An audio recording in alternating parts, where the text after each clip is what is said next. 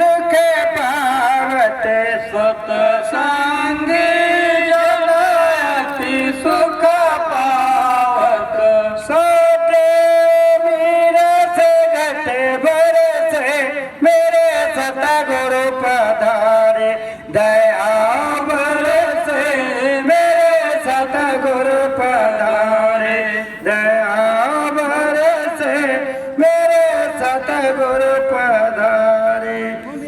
जय गुरुदेव जय गुरुदेव।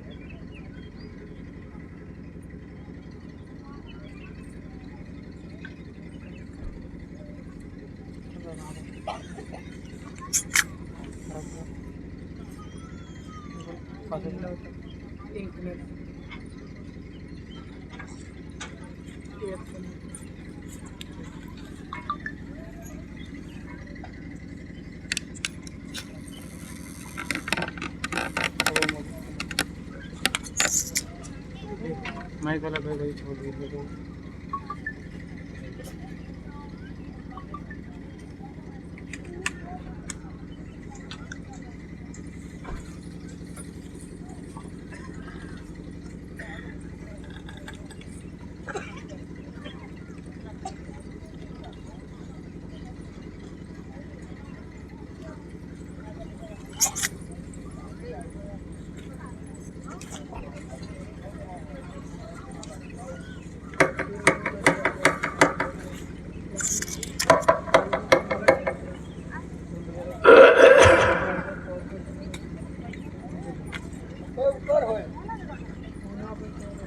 प्रेमियों,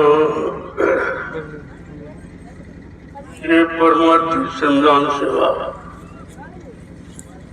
इसका भजन के बराबर लाभ है। किसी भी प्रेमी को इस सेवा से अलग नहीं रहना चाहिए। आगे आने वाले समय में ये परमार्थी सेवा कितना बड़ा काम करेगी। जो लाखों लाख लोग आएंगे वो इसी जमीन पर बैठ के भजन करेंगे, सत्संग सुनेंगे, सेवा करेंगे। ये लाभ उन प्रेमियों को मिलेगा जो आज अपनी तन मन धन की सेवा दे रहे हैं। ये बहुत बड़ा लाभ है और जब तक जमीन रहेगी तब तक लाभ मिलता रहेगा। इससे बड़ी कोई सेवा नहीं। तो आप सत्संग को सुनते हुए सेवा भी करते दोनों। ये यहाँ बैठने का कोई लाभ नहीं है। ये परमार्थी श्रमदान सेवा भी आप करते और सत्संग भी सुनते, दोनों सेवाएं आपकी हो जाती।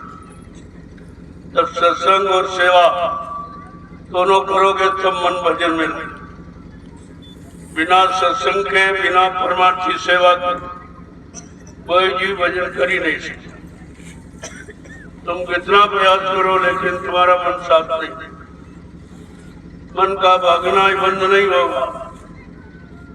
इसीलिए संत महापुरुषों ने इस कलयुग में उन्होंने सत्संग और सेवा को प्रधानता दी कि जो जीव सत्संग सुनेगा और फिर सेवा का भाव बनेगा और परमार्थी सेवा करेगा जिसमें उसका कोई स्वार्थ नहीं, कोई लोभ लालच नहीं आता। जो सेवा प्रेमी कर रहे हैं इनका कोई स्वार्थ नहीं। इसी को तो परमार्थी सेवा कहते हैं। लेकिन इसका लाभ कितना बड़ा है अभी तो देश के लोग नहीं जानते हैं। ये महात्माओं का काम इतनी जल्दी समझ में नहीं आता, लेकिन धीरे धीरे धीरे धीरे ये सब की समझ में आ जाएगा। इस नैमिषारण्य की पावन पवित्र भूमि पर ये सब क्यों कराया जा रहा है, इन सेवाओं को प्रधानता क्यों दी जा रही है, इस सेवा का क्या लाभ मिलेगा। तो आपको यहाँ नहीं बैठना चाहिए, क्योंकि आदेश तो परमात्मा श्रमदान सेवा का ही है। सत्संग तो हम आपको सुनते ही नहीं, सत्संग को कान सुनेंगे और कानों से आप कोई काम करते नहीं हो। तो सेवा का भी लाभ ले लो और सत्संग का दोनों लाभ। आप जब बात नहीं सोच पाते हो तो भी रह जाते हो। यहाँ बैठने की जरूरत नहीं है। उधर वो श्रमदान सेवा जो चल रही है वहां पर आप अपनी हाजिरी दोगे तो पूरा लाभ है, इसका कोई लाभ नहीं। बैठाना होता तो वहां नहीं बैठाता। मैं यही क्यों आया, जहाँ सेवा चल रही वहीं ये मंच क्यों लगाया गया, इस पर तो तुम्हें विचार करना चाहिए। ये सेवा सत्संग तो बहुत आपने सुना, लेकिन तुम्हारे मन ने बिल्कुल साथ नहीं। तो सेवा कर लो तो मन साथ देने, सेवा से मन का गर्व गुमान घमंड उतर जाता और मन बिल्कुल सीधा सरल स्वभाव हो जाता है और फिर ये धीरे धीरे भजन में लगने लगता।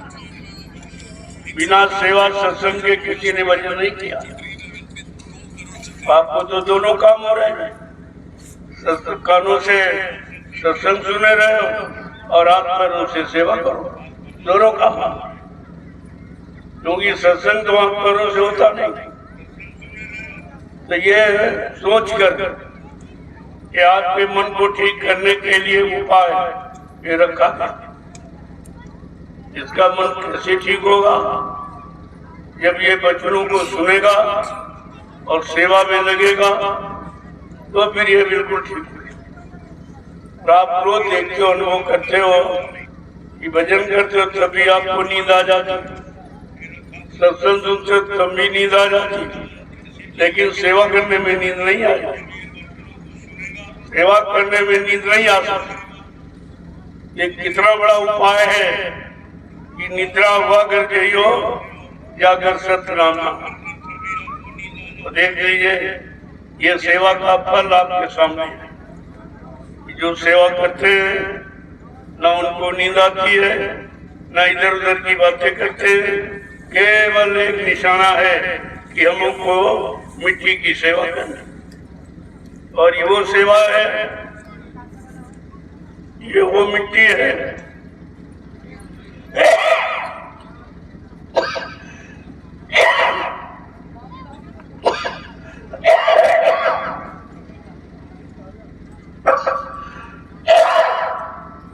इस मिट्टी पर बैठकर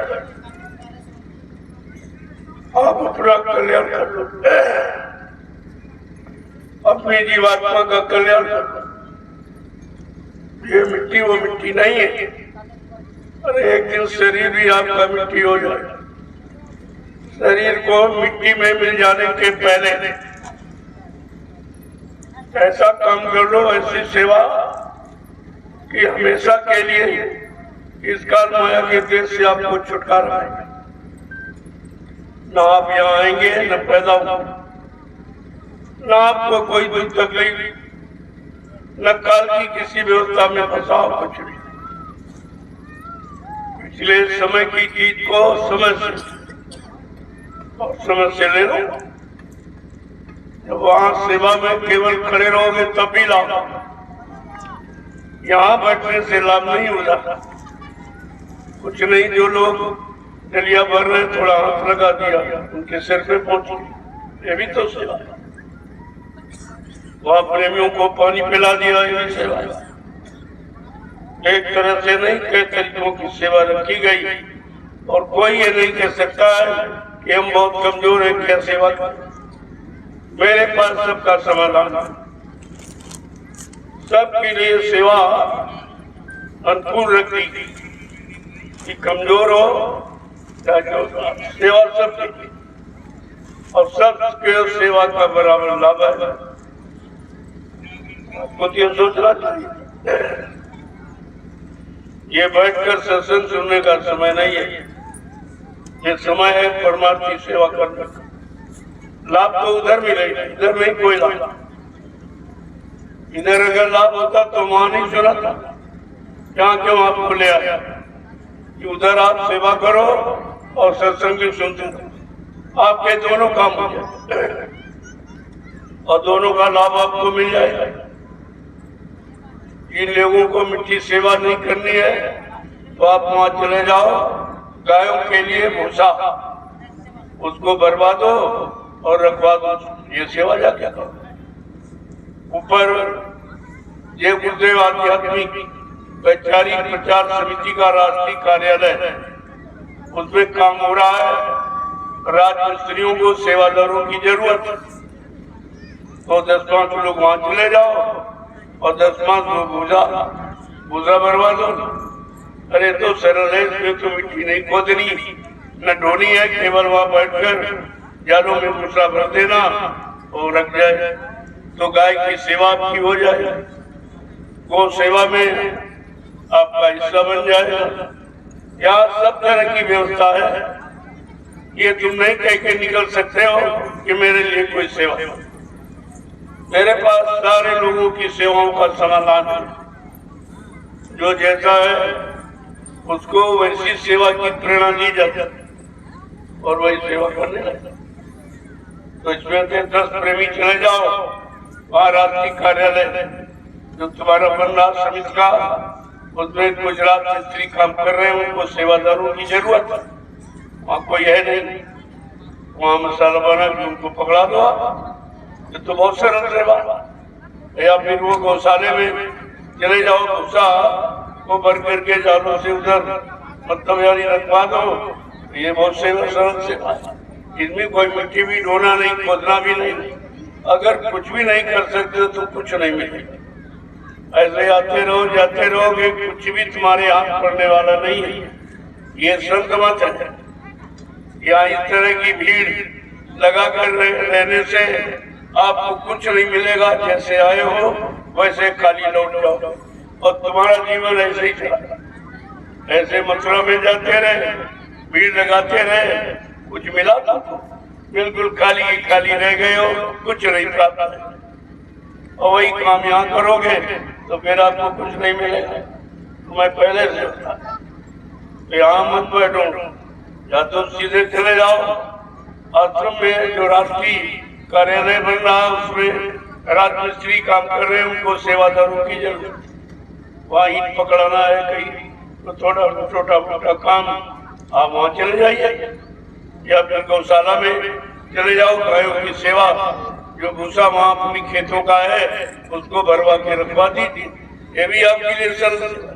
और कुछ भी नहीं कर सकते हो तो फिर कुछ नहीं मिलेगा। शिकायत मत करना, बीमारी तुम्हारा दरवाजा नहीं छोड़ेगी। कुछ भी नहीं कर सकते, न डॉक्टर वैद्य हकीम न दवा कोई काम करेगी। बिना सेवा के ये शारीरिक परेशानी जाने वाली नहीं है। ऐसे सेवा थोड़ी रख दी गई है, कुछ सोच समझ कर। ये पसीना निकल जाएगा, बीमारी कम हो जाएगी, खून शुद्ध हो जाएगा। ऐसे थोड़ी आपको डॉक्टर भी बताता भाई सुबह आप पैदल चला करो। अरे वहां तो गिनती के यहाँ पता नहीं सुबह शाम तक कितने किलोमीटर चल रहे हैं आप, इसीलिए ये बीमारी शरीर की चली जाती है।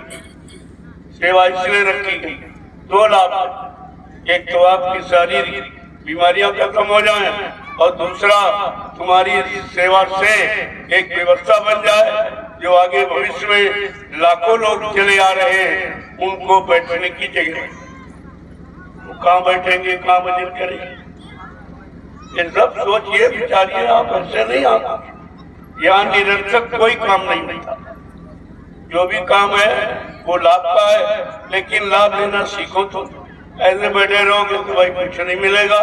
बात में शिकायत मत करना, मैं सुनने वाला नहीं हूँ कि ये बीमारी वो बीमारी, ये झगड़े ये झंझट। अरे कोई न कोई तो कारण बनाया जाता है और जिससे आपकी बीमारी परेशानियां खत्म हो जाए, लेकिन तुम्हें कुछ करना ही नहीं है तो फिर रो और बीमारियों के लिए तड़पो, सारा पैसा बर्बाद करो। यही तुम कर रहे हो, यही करना चाहते हो। लेकिन मैं समय से सब जानकारी आपको दे देता हूँ कि बीमारियां परेशानियां झगड़े झंझट ये कैसे जाएंगी। उसका उपाय है परमार्थी श्रमदान सेवा। ये छोटा मोटा उपाय नहीं है। तो जितने लोग आए हो सबको कोई न कोई सेवा करनी चाहिए, फिर ये समय नहीं मिलेगा। सत्संग तो आपने बहुत मात्रा में सुना, तुम्हारे कुछ पल्ले नहीं पड़ा, और यहाँ भी तुमसे भी तुम्हारे पल्ले पड़ने वाला नहीं। जब तक सेवा नहीं करोगे और मन की गंदगी नहीं खत्म होगी और मन का गरुड़ गुमान घमंड नहीं उतरेगा, तब तक ना भजन करोगे न सत्संग वचन तुम्हारे पर असर करेगी। ये लाभ आपको ऐसे मिलने वाला नहीं है, मैं पहले इशारा करके बताया। इसलिए जरूरत है मन की गंदगी उतारने की। जब तक मन की गंदगी नहीं उतरेगी, तुम्हारा किया गया कर्म अच्छा बुरा पाप और पुण्य जब तक खत्म नहीं होगा, कोई जीवात्मा काल माया के देश से निकल नहीं सकती, कोई नहीं जा सकता। उनको की माला पहनाएंगे, आंखें बंद करेंगे, इससे कुछ नहीं, क्योंकि माला भी तुम सही नहीं घुमा पाता, तुम्हारा मन साथ नहीं। जो सिस्टम बताया गया, जो तौर तरीका, वो तुम अपनाते नहीं, ये सब कैसे हो? उसी के लिए व्यवस्था रखी गई। इसी तरह से मन तुम्हारा शांत विषय भोगों से अलग हो जाए और पाक साफ निर्मल पवित्र हो जाए, ताकि ये भजन कर सके, सत्संग वचनों को समझ सके, अपने जीवन में उतार कर उसका लाभ पा सके और दूसरों को भी लाभ दे सके। तो ये तो सब आपको समझना चाहिए।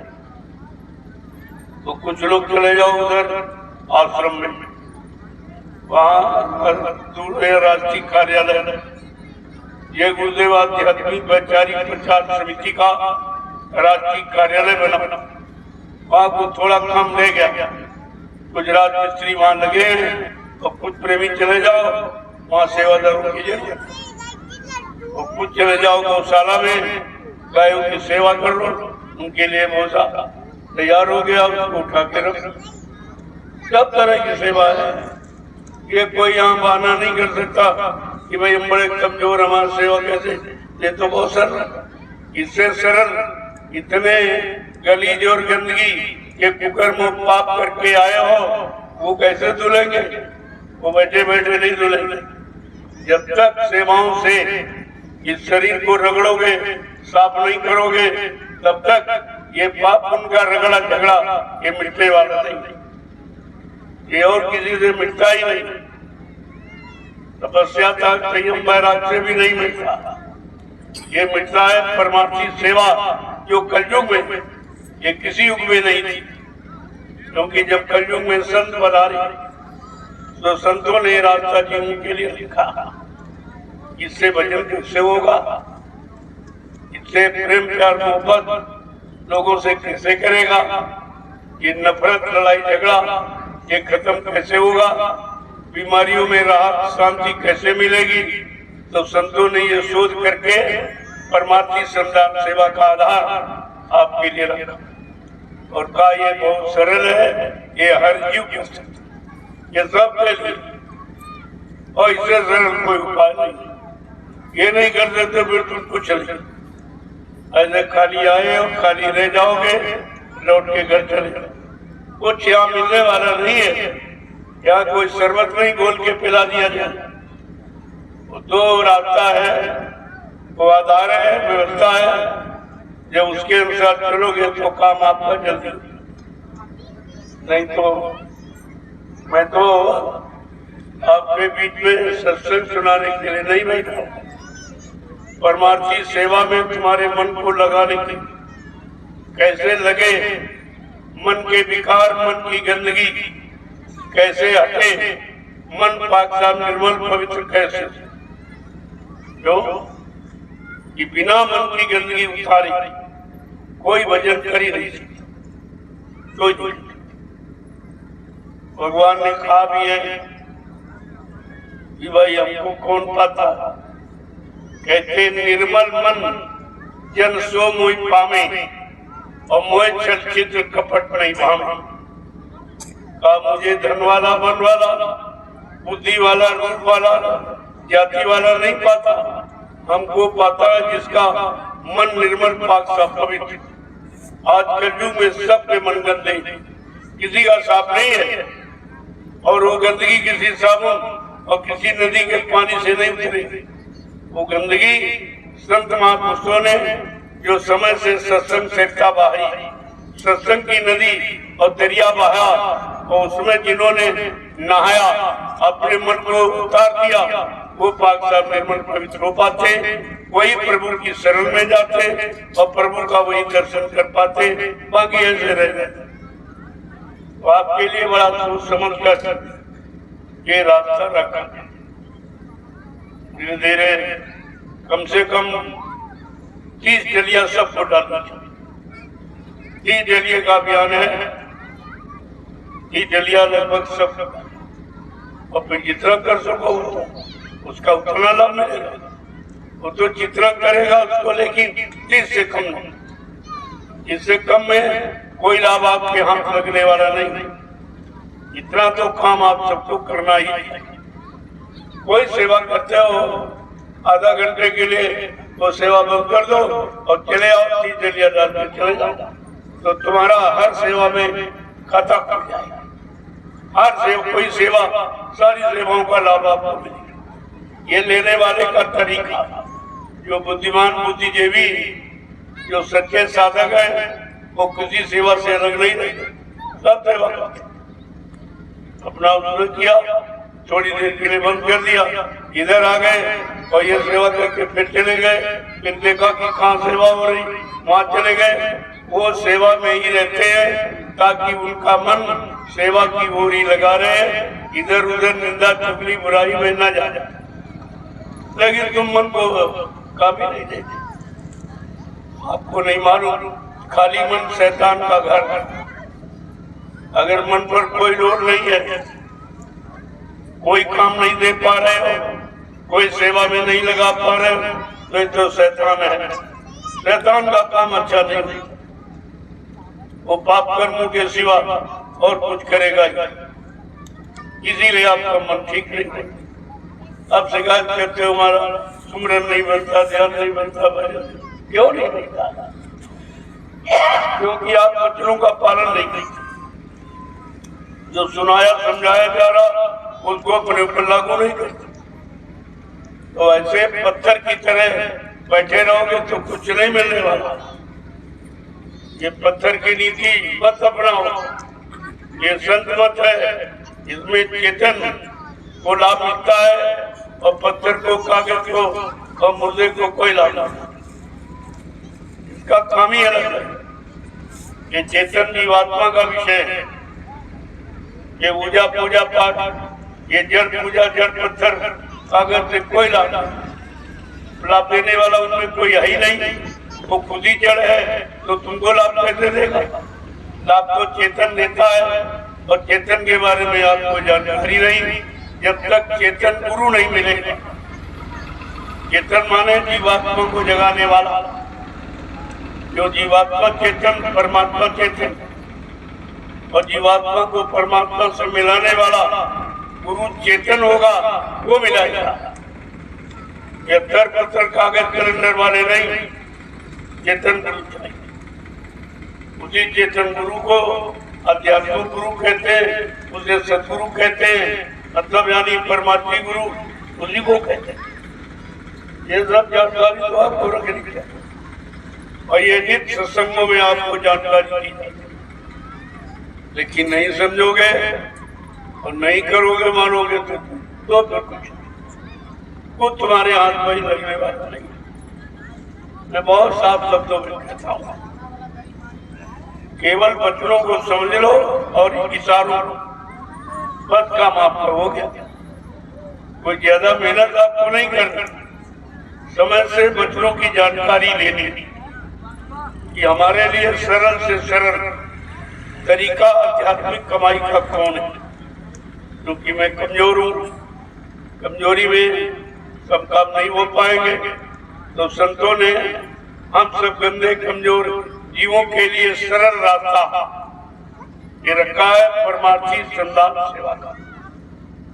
इस सेवा से आपका कोई निजी स्वार्थ नहीं, फिर भी शारीरिक लाभ तो आपको मिल ही जाता है। और जो तुम्हारे शारीरिक परिश्रम से जो व्यवस्था बनेगी आगे आने वाले भविष्य में, जिसका लाखों लाख लोग लाभ उठाएंगे, ये आपका परमार्थी लाभ है। वो कितना बड़ा, उनको तो सेवा का लाभ मिला कि शरीर आपका निरोग हो, गंदगी निकल गई पसीने के द्वारा, और जो व्यवस्था आपने बनाई उससे लाखों लोग भजन करेंगे इसी जमीन पर बैठ। ये वो जमीन है जो विश्व में कहीं नहीं। ये 88,000 ऋषियों की तपोभूमि, 88,000 ऋषियों की संख्या, ये कितनी बड़ी संख्या है, कोई 2-4 किलोमीटर में थोड़ी नहीं पाएंगे। तो पूरा नैमिषारण्य ये तपोभूमि है, और यहीं पर आपको लाभ मिलने के लिए कहा। अब धीरे धीरे बहुत से लोग निकल करने लगे। जब से मैंने इस जमीन का चुनाव किया तब से बहुत लोग भग रहे कि चलो अपनी थोड़ी जमीन खरीद लें, हम भी वहां रह जाएंगे, लाभ मिल जाएगा, हम आ जाएंगे। तो मतलब यानी तरह तरह से लोगों ने अपने विचारों को बनाना शुरू किया, लेकिन लाभ पाने का उनके पास परमार्थी विचार नहीं, न परमार्थी वचन है, न परमार्थी सेवा का लाभ जानते हैं, और न कोई करा सकता। ये लाभ नहीं में, नकल में भी अकल की जरूरत है, नकल में अकल की आवश्यकता है। तो वो अकल जवाब में है नहीं कि हमारे बातों का तुम मतलब यानी नकल करना। अब लोग देख रहे हैं, विचार भी कर रहे हैं कि कितनी जल्दी इतना बड़ा काम हो, इतनी जमीन वहां शुद्ध कर दी गई है। ये जमीन शोधित शुद्ध की गई, ऐसे नहीं है।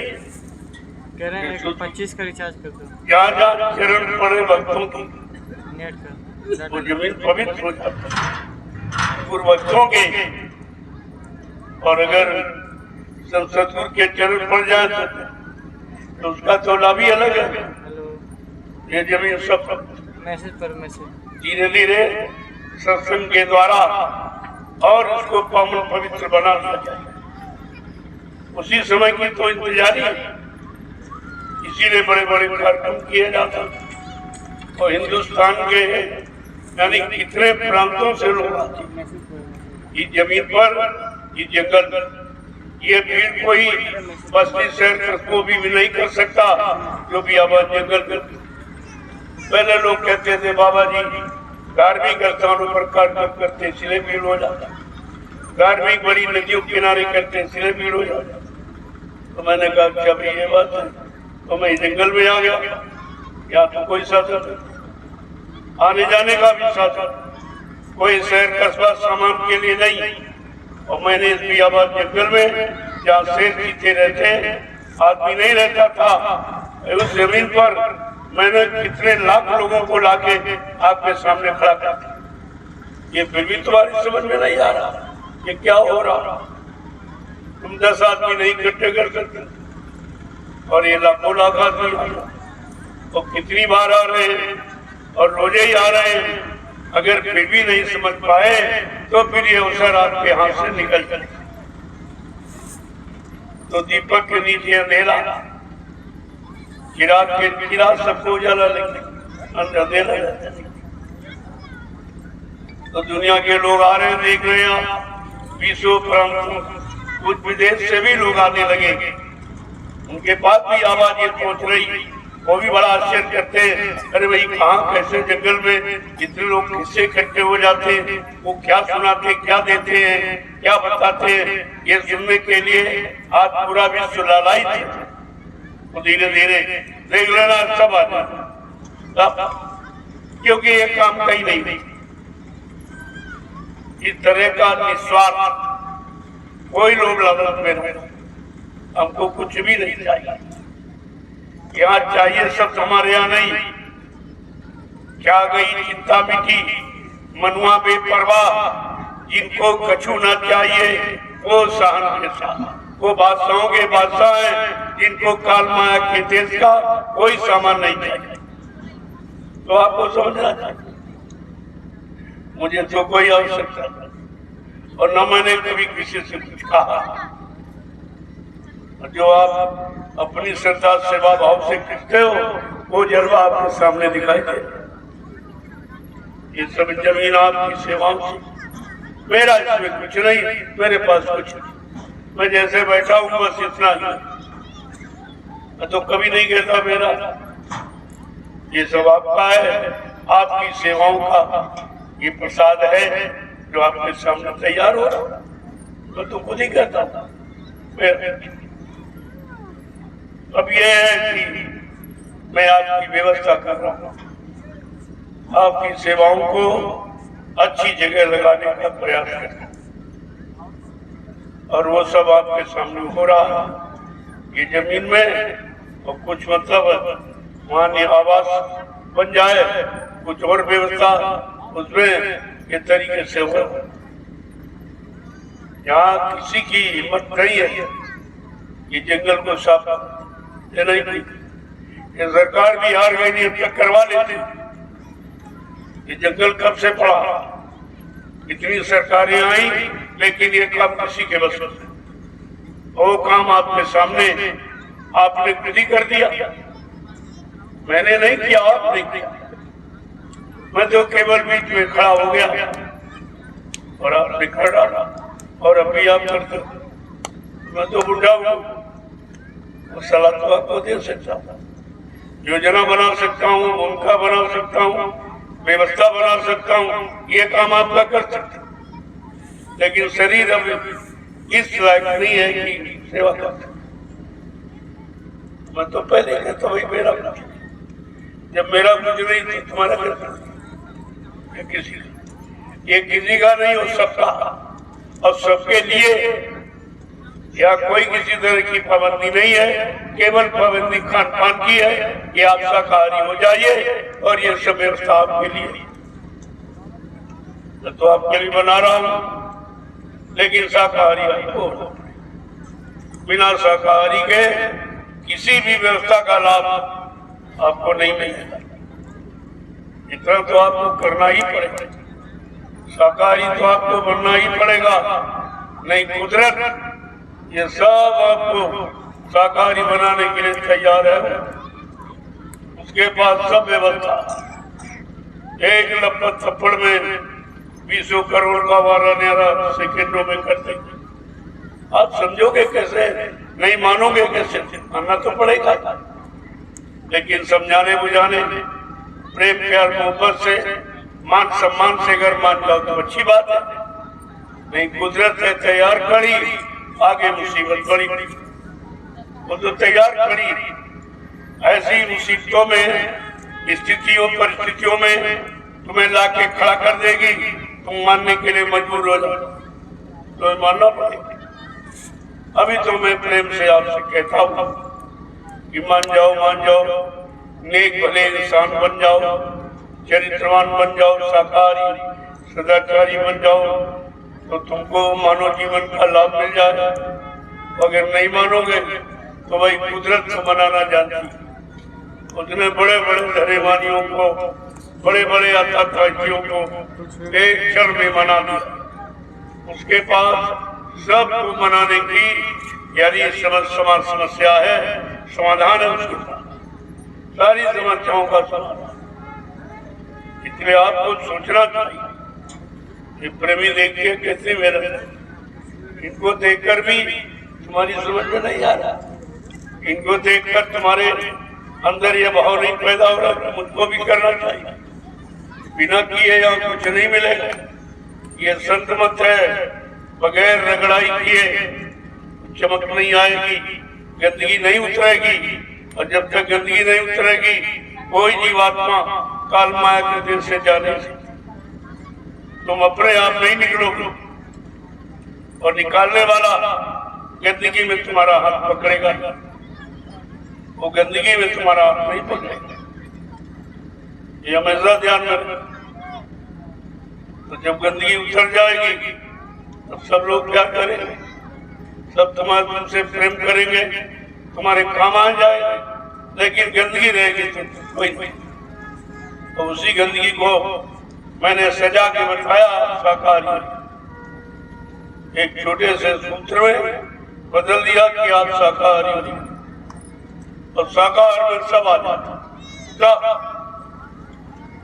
जितना अच्छा कर्म सब शाकाहार, अच्छी सोच, अच्छी नीति, ये सब शाकाहार। तो अभी शाकाहार का मतलब ही नहीं समझते। और अभी शाकाहार आपको पूर्तिया बताया भी नहीं गया। अभी तो मोटा मोटा कि गंदा खान पान छोड़ो। धीरे धीरे शाकाहार का क्षेत्रफल इतना बड़ा है, तब तुम्हारी समझ में आएगा।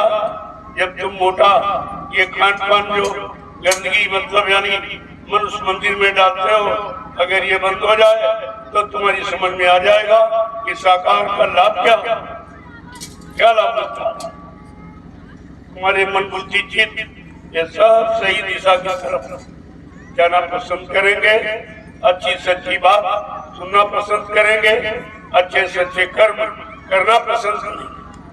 गंदा कोई भी काम, ये सब शाकाहार ही है। अभी तो मैंने आपको कुछ बताया नहीं, इशारा जरूर किया है कि आप शाकाहारी। अगर कुदरत की मार से बचना चाहते हो तो शाकाहारी हो। वो तो तैयार करी, वो तो महात्माओं का इंतजार कर रही कि महात्मा कब अपना हाथ हटा ले तो मैं अपना काम शुरू करता हूँ। उन्होंने समय लिया है, इतने समय तक मैं लोगों को शाकाहारी बना दूंगा। जब लोग मेरी बात न माने, मेरे साकार संदेश को न सुने और न अपनाए, फिर तुम्हारी इच्छा में आए वो करना। कभी ये थोड़ा सा दौर आपकी संभाल का चल रहा है, इसलिए आप बच रहे हो। लेकिन अगर ये भी आपने खत्म कर दिया, फिर तुम्हें दुनिया में कोई बचा नहीं सकता, कोई बचा नहीं वाला।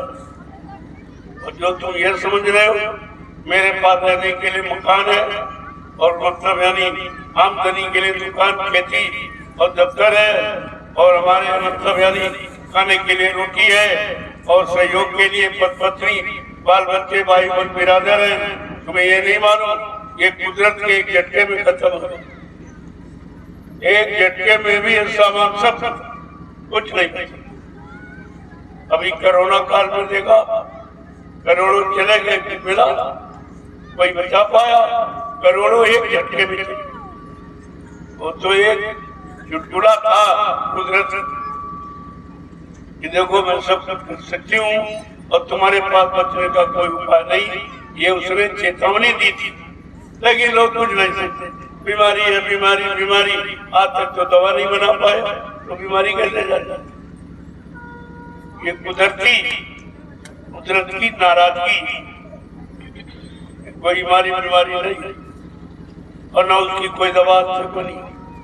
वो दवा संत महापुरुषों के पास है। वो कुदरत को खुश करना चाहते थे, वो कुदरत को खुश कर लेंगे और आप पर आने वाली मुसीबत बीमारियों को डाल देंगे। वो कर सकते, लेकिन उनकी बात मानोगे नहीं, मानोगे तो भी अपना हाथ खींच लेंगे। और जैसे उन्होंने हाथ खींचा, बस तुम चारों तरफ से गिर जाओ। अभी तो कहा कलयुग घेरे चारी वो मनुआ जइयो को नहीं। कलयुग ने पूरा घेराबंदी डाला चारों तरफ। आप पक्के कहाँ जाओगे? आपके पास भगने का कोई रास्ता ही नहीं। अब तुम कलयुग की बात समझ ही नहीं पा रहे। कलयुग किसे कहते हैं?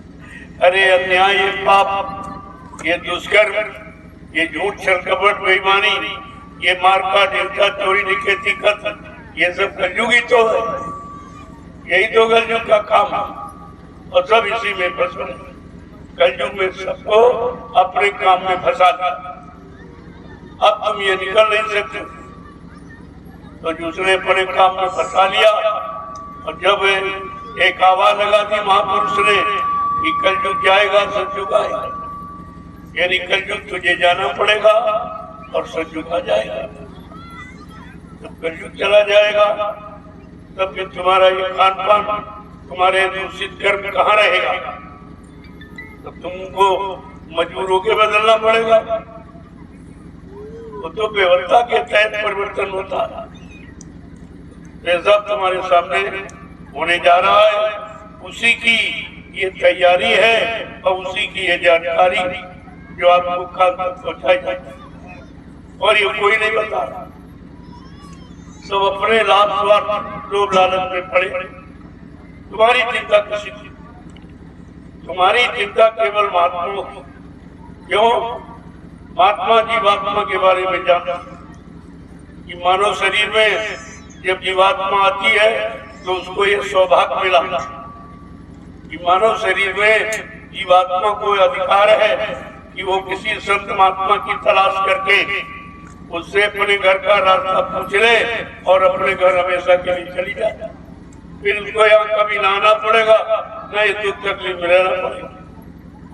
और आता उनको वो किसी की आदि किसी के पास, ये ऋषि मुनियों के पास भी नहीं था, क्योंकि वो लोग वो भी अपना काम नहीं कर पाते, तो तुम्हारा कहां से करा देते? ये दो पदकार कलयुग में, संतों ने कलयुग में आना पसंद किया।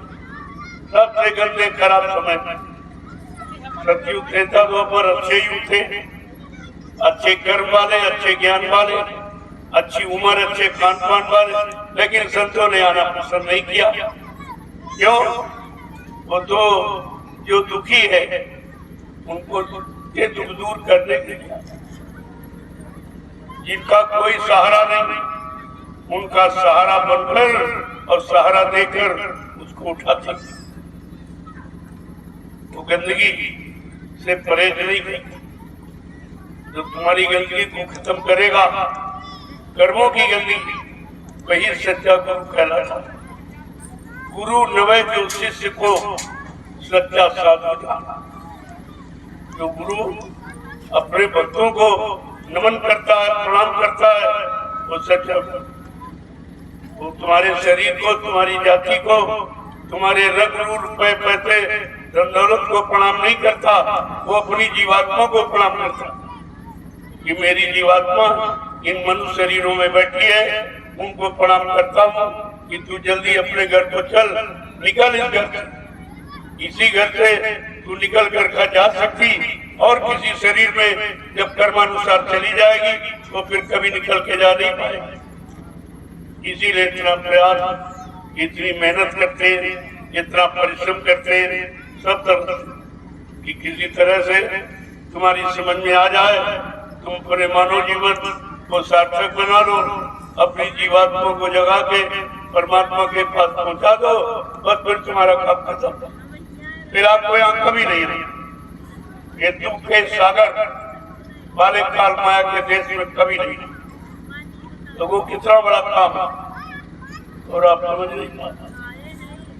इसीलिए कहा भी तो आपको केवल इशारा करके बताया जाता, जब इशारे समझने लगोगे तो पूरा संदेश देते।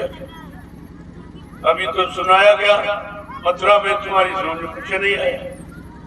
तो जो समय आपने बेकार किसी की समझ में नहीं आया।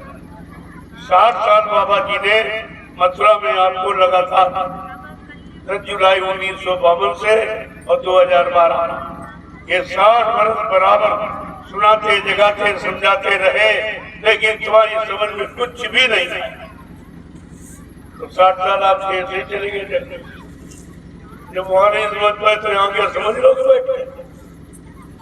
इसलिए समझने को नहीं दे रहा तुम्हारा भोगी विलासी शैतान मन। उसको ठीक करने के लिए ये परमार्थी सेवा का आधार बनाया है कि जब सेवा करेगा तो सेवा में मन का गर्व गुमान घमंड ये सब उतर जाए, बिल्कुल पाक साफ निर्मल। मन को साफ करने का कोई तरीका नहीं, किसी के पास, और कोई कर भी नहीं सकता। और आपके लिए रखा गया तो आप समझ नहीं पाते।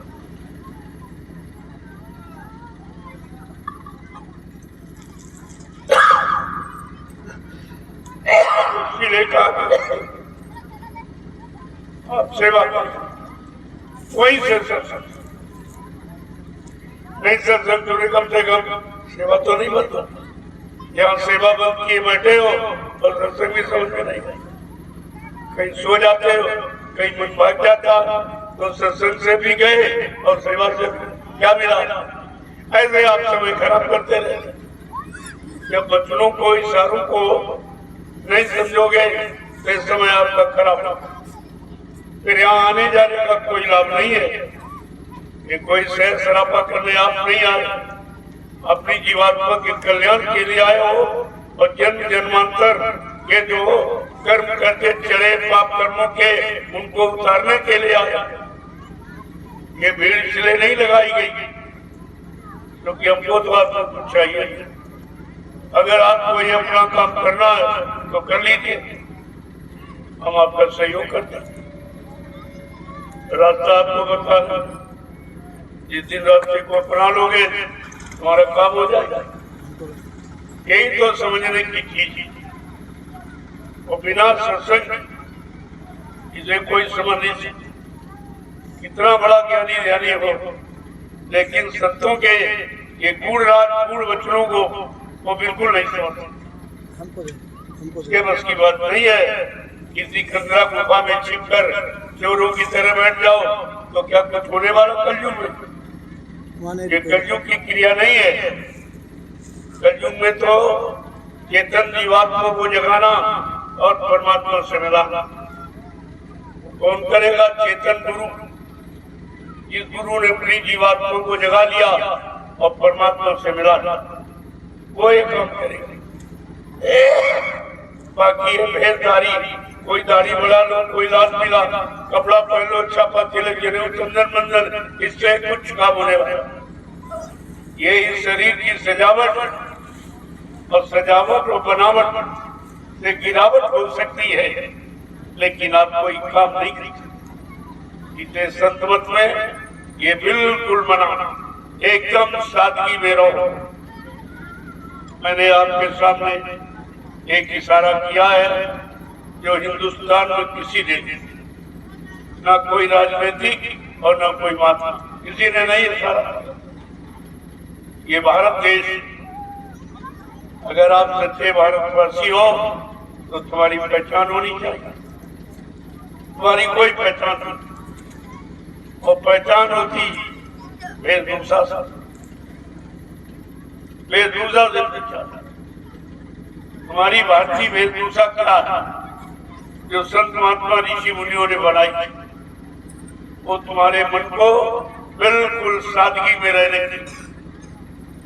कुर्ता धोती, कमीज पैजामा, टोपी और पगड़ी और लोगों की, ये आपकी सादगी पोशाक। इसे तुम पहनो तो देखो तुम्हारा मन अपने आप। जो पूजा पाठ से शांत नहीं हुआ, जब तक योग करके लोगों ने शांत नहीं कर पाया मन, ये भारतीय वेशभूषा जो ऋषि मुनि महात्माओं के द्वारा बताई गई, उससे आपका मन शांत। और जो तुमको देखेंगे उनके भी मन शांत, उनमें भी विकार नहीं पैदा तुम्हें देखकर। नहीं तो ये जो कपड़े आप पहनते हो, इन कपड़ों से ही मन विचलित हो जाता, इनसे मन गंदगी की तरफ जा रहा, भोगों की तरफ बढ़ रहा। ये भी तुम्हारे लिए हानिकारक है, क्योंकि भारत देश की ये वेशभूषा नहीं, और नहीं मानोगे तो मन पर कभी कंट्रोल कर ही नहीं सकते। मैं लिख के दे रहा हूँ, कोई नहीं। तुम किसी गुफा कंदरा जंगल में कहीं चले जाओ, तुम्हारा मन वहां भी शांत नहीं होगा, क्योंकि मन को शांत करने के उपाय वो संत महापुरुषों के पास है। जब तक उनकी शरण में नहीं जाओगे, उनके वचनों को नहीं सुनोगे, अपने जीवन में नहीं उतारोगे, तब तक कुछ लाभ मिलने वाला नहीं। बहुत सीधी सादी बात तो आपको करना चाहिए। मैंने कहा अपनी भारतीय वेशभूषा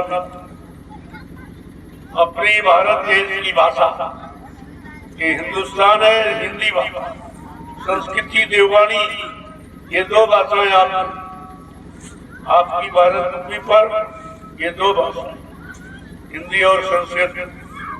आगे इसी में विधान संविधान बनेंगे और इतने सरल होंगे दोहा और चौपाई में लिखे जाएंगे।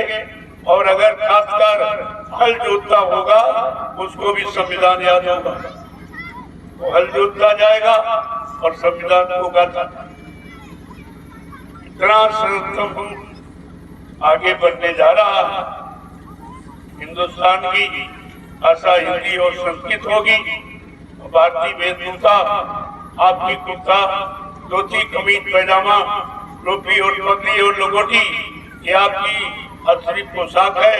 इसको पहनने के बाद संयम अपने आप तुम्हारे में उतर के आ जाए। और वैसे श्री आपने ऋषियों का इतिहास पढ़ा, देखिए सिंगी ऋषि और पारा ऋषि का उदाहरण है।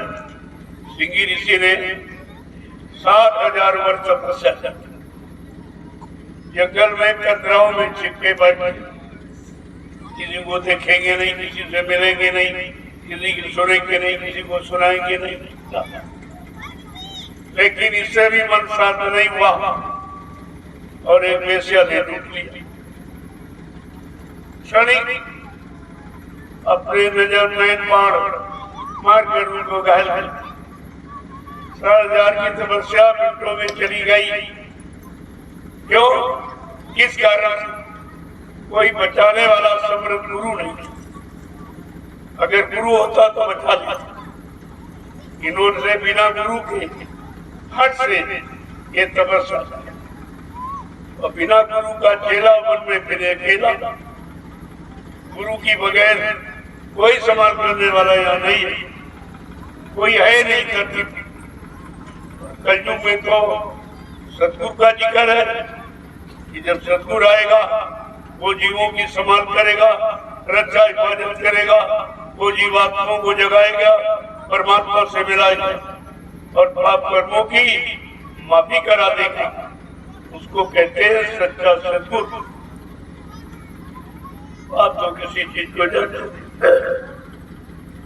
पुराने इतिहासों में जिक्र है नहीं, न त्रेता में संतों का वर्णन, न द्वापर में, न मतलब यानी सतयुग बिक्री में, कलयुग के 5,500 वर्ष निकल गए। ये तो अभी 750 वर्ष जब से कबीर साहब आए, उन्हीं से संत मचा। सच्चा रास्ता जीवात्माओं को जगाने का, घर पहुंचाने का एक कबीर साहब से प्रारंभ हुआ और अब समर्थ अनामी महाप्रभु ने पूरा खोल दिया, क्योंकि ये गुप्त संत थे। इतने आए हैं कबीर से लेकर कुछ, जो उनके पास गया, कुछ श्रद्धा सेवा भाव देखी तो उनके कान में नाम लाते थे। लेकिन घूम घूम कर प्रकट रूप में ये काम अनामी महाप्रभु का, जो आज आपके सामने हो रहा और दिया जा रहा, वो कितने को दिया गया? बाबा जी सारे हिंदुस्तान में कोई ब्लॉक, जिला, तहसील ब्लॉक, गांव गली छोड़ा नहीं। बोलो, सारे हिंदुस्तान में घूम घूम कर परमात्मा से मिलने की युक्ति, जिसको नामदान, नाम आधार, नाम जोड़, शब्द जोड़ कहते हैं, और उनको पकड़ा। इसको पकड़ लो और अपने घर की तरफ जीवात्मा को चला के ले जाओ, ये सब को दे दो और उसके बदले कुछ कोई दान दक्षिणा सेवा। इसीलिए उन्होंने उस रास्ते का आधार रखा नाम दान। नाम को दान के रूप में दिया जाएगा, दान लिया नहीं जाएगा, नाम को दान के रूप में दिया जाएगा। ये संतों की महिमा है। नहीं यहाँ तो कोई नाम बताता फट से दक्षिणा ले लेते, दान दक्षिणा, धोती, रोटी, लंगोटी, सब जमीन जायदाद राजपाट भी ले लिया। लेकिन अनामी महाप्रभु का ये काम कलयुग में अनोखा है कि नाम का दान देते हैं, लेते नहीं है, और सारी जीवात्माओं को जगाने का वादा करते हैं कि जिनको मैंने नाम जो सतुर पकड़ाई, उनकी जीवात्मा को जब तक जगाकर उनके घर नहीं पहुंचा दूंगा, मैं चैन से बैठने वाला नहीं। जब तक मेरा एक भी जीव यहाँ रहेगा, मैं बराबर मौजूद रहूंगा। जब मेरे जगाए सारे जीव चले जाएंगे, मैं पीछे से जाऊंगा। ये सब संदेश आपको दिया गया और सब बताया गया, लेकिन तुम्हारी समझ में कुछ नहीं। तुम भूल गए तो भूल भुलैया में पड़ गए, बच्चों को भूल गए तो संदेह में गिर गया। आपने अपना अनुसार किया, इसलिए अब बच्चों को सोच समझ के कहा जाए। अब ऐसे नहीं, वो समय देखा गया कि खुद सुनाया, खुद समझाया गया, लेकिन तुम्हारी समझ में कुछ नहीं। अब जो कहा जाएगा वो सोच समझ, बहुत चुने शब्दों में, केवल इशारे तौर पर। अब समय ना आपका खराब करूंगा ना, सीधा रास्ता है, उसे आप करिए। जब तक करोगे नहीं और याद नहीं रखोगे, और तब तक दूसरा पाठ पढ़ाया नहीं जाएगा। पढ़ाना तो आपको एक ही है, और एक ही आपको पढ़ना है। ये मानो शरीर किराए का मकान है और इसको रहते अपना काम बनाना, और क्या करना। कुछ चर्चा करनी ही नहीं, और कोई चर्चा से काम नहीं बनेगा। और चर्चा में कितना खर्चा कर डालो, लेकिन कुछ काम नहीं। ये कलयुग है, कलयुग की व्यवस्था अलग है। गोस्वामी जी महाराज को कलयुग के जीवों के लिए इशारा करके रामचरितमानस के उत्तरकांड में लिखना था कि कलयुग जोग यज्ञ नहीं जाना और एक आधार नाम। कलयुग में जब तक यज्ञ हवन पूजा पाठ ये कुछ नहीं है, क्योंकि कलयुग का जीव बहुत गंदा, तन गंदा, मन गंदा, धन गंदा, इंद्रियां गंदी, देखना सुनना, उठना बैठना, बोलना चालना, सोचना समझना, करना कराना सब गंदा। और गंदगी में कोई पूजा स्वीकार नहीं। आप इसको क्यों नहीं पढ़ते? तुम्हारे घर में लिखा पढ़ी है कि उन्होंने मना किया कि कलयुग में कुछ, कलयुग केवल नाम है। जो कलयुग में केवल माने अकेला नाम आएगा, वो जीवों का आधार होगा। उस आधार पर जीव खड़े होंगे तो अपने घर जीवात्मा को पहुंचाते थे। उनके लिए वो भी समझ में नहीं आया और किसी ने आपको बताया, उन्होंने खुद ही नहीं समझा, तुम्हें क्या बताता।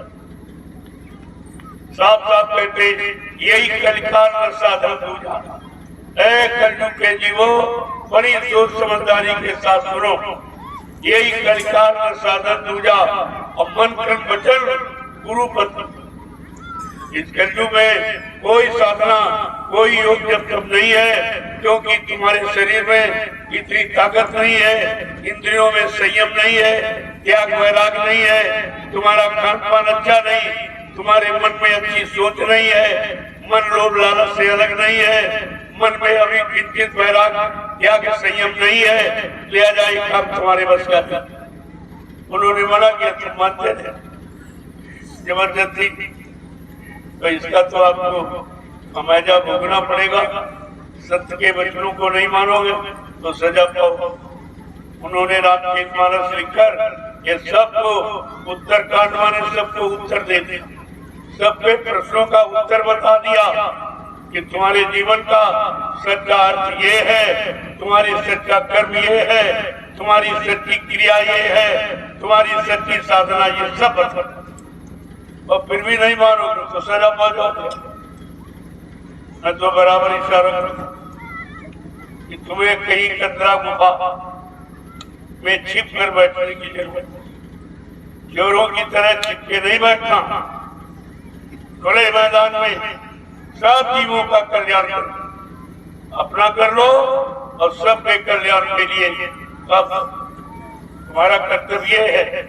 वही मनुष्य है जो मनुष्य के लिए मरे। मरना तो सबको है, इतने करोड़ जीवों का कल्याण करके मरो।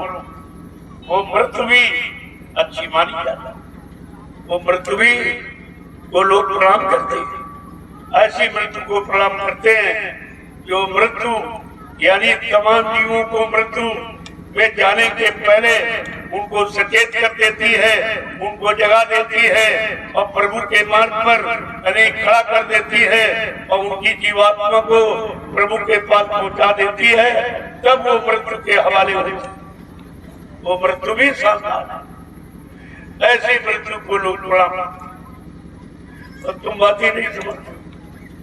एक जो सही सच्ची अच्छी बात जानते नहीं हो और कोई तुम्हारे हित भले की बात कहे तो तुम मानते नहीं, तो तुम्हारा भला कैसे? तुम अपने भले के लिए नहीं कुछ तो दूसरे का भला कैसे? ये भला करना तुमने सीखा नहीं और भला कर ही नहीं पाए तो दूसरों का भला कैसे? इसलिए कलयुग की व्यवस्था अलग है। ये सतयुग में जब लाखों लाख वर्ष की उम्र, लाख साल इसी शरीर, जो शरीर लिए बैठे हो इसी शरीर तुम्हारे 1 लाख वर्ष की सतयुग। मन की ताकत हाथी के बराबर, इंद्रियों में पूर्ण संयम त्याग वैराग था, लोगों का अच्छा खान पान था, अच्छे कर्म। उस समय भगवान का नाम क्या था? हरि नाम। सतयुग में भगवान का नाम हरि। किसने जपा हरि नाम का लाभ? किसको मिला? गोस्वामी महाराज ने यह भी लिखा कि नाम जपत हरि की प्रसाद और भक्ति सिरो माणी भय प्रहलाद कि ध्रुव सगला नीच प्यो हरि नाम और पाए अनुपम ठाऊं। सतयुग में जब हरि नाम जो योगियों ने जगाया था, उस नाम को प्रहलाद गुरु ने जपा। अब ये नाम की महिमा है। जिस मंडल मुकाम से नाम आता है उस नाम को लेने से वो जीवात्मा को उसी मंडल मुकाम तक पहुंचाता। ये नाम की निजी महिमा है। लेकिन तुम्हारी जीवात्मा बीच के मंडलों की नहीं है जो वहां संतुष्टि पा जाएगी। तुम्हारी जीवात्मा सतलोक सचखंड अनामी धाम की थी। जब तक वहां से कोई यहाँ नहीं आएगा मृत्युलोक में और जीवात्माओं को नहीं जगाएगा और वहां नहीं पहुंचाएगा तब तो कोई जीवात्मा जाएगी। तो इसीलिए जब त्रेता आया तो हरि नाम जो था सतयुग का वो बदल गया, राम नाम आ गया। और द्वापर आया तो राम नाम ही नहीं रहा, कृष्ण नाम आ गया। लेकिन हर नाम की महिमा रखी गई। किसी नाम का तिरस्कार आलोचना नहीं की। क्यों?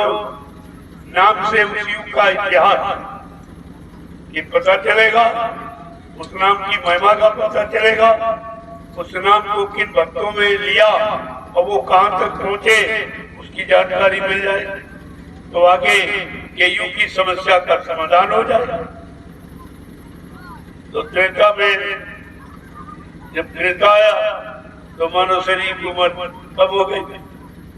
ये कैसे हो गई? विषय भोगों में फंस गया। आपने शरीर की उम्र को कम कर दिया। हाँ 1 लाख की थी और कहा मतलब यानी त्रेता में 10,000 वर्ष की नहीं। तो भगवान का नाम भी बदल गया। आप सतयुग में 1 लाख वर्ष की उम्र थी, मन की ताकत हाथी के बराबर थी, तो भगवान का नाम हरि नाम था। अब उम्र रह गई 10,000 वर्ष की, जिसको त्रेता कहा गया। तो मतलब और इंद्रियों में संयम त्याग वैराग कम होने लगा, खान पान भी लोगों का खराब होने लगा। जब उम्र कम हो गई तो नाम बदल गया। क्या नाम? त्रेता में राम नाम आ गया। और जब भोगों में आप फंसे रहे, निरंतर उसी की तरफ बढ़ते रहे, शरीर की उम्र कम करते रहे तो इतनी कम हो गई 1000 वर्ष की, जिसको कहते द्वापर। तो भगवान का नाम फिर बदल गया। जो त्रेता में राम नाम था, द्वापर में कृष्ण नाम। लेकिन किसी नाम की महिमा को खत्म नहीं किया। कि जानकारी कैसे होगी किस युग में कौन सा नाम था और किन किन भक्तों ने लिया और वो कहां तक पहुंचे, अपनी जीवात्मा को कहां तक पहुंचा पाए।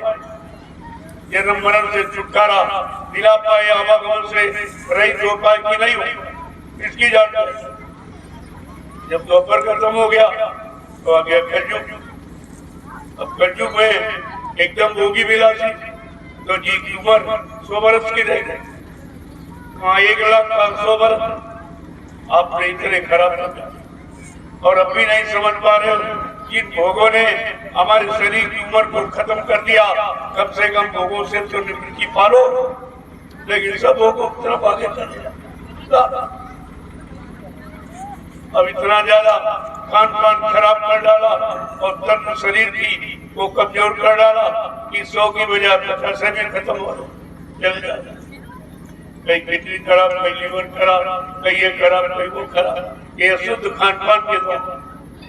इससे बचने के लिए आपको शाकाहारी बनने की प्रार्थना कलयुग में सत्य महापुरुषों ने की है और किसी ने नहीं की।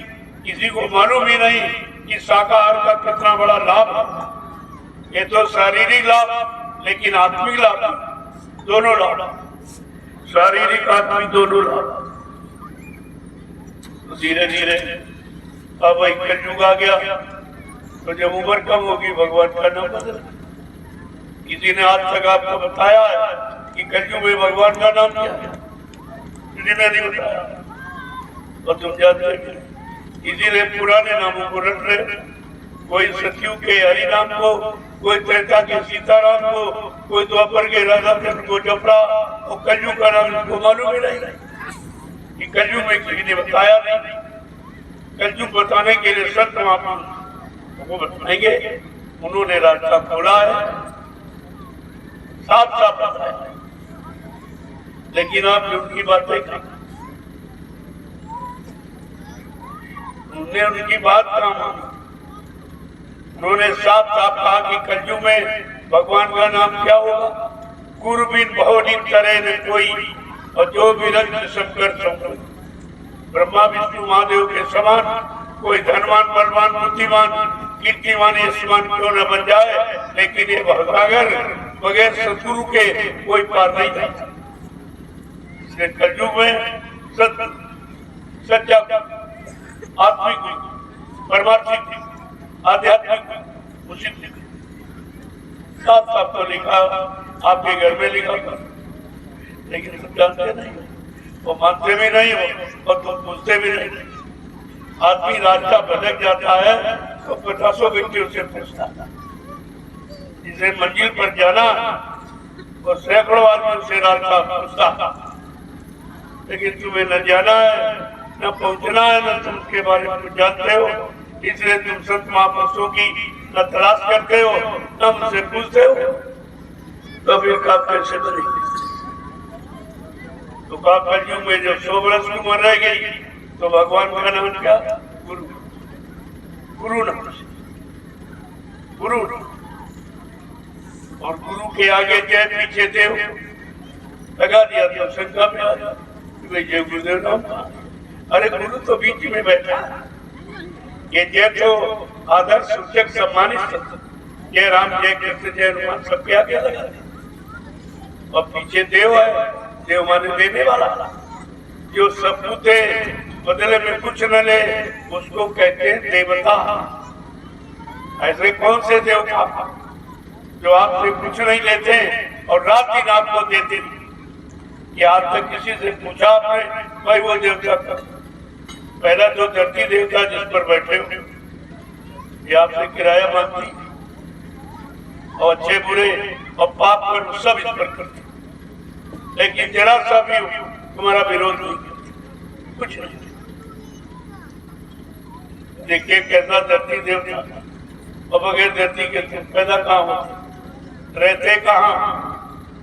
ये सारा काम तुम्हारे जीवन का आधार धरती है, ये धरती देवता।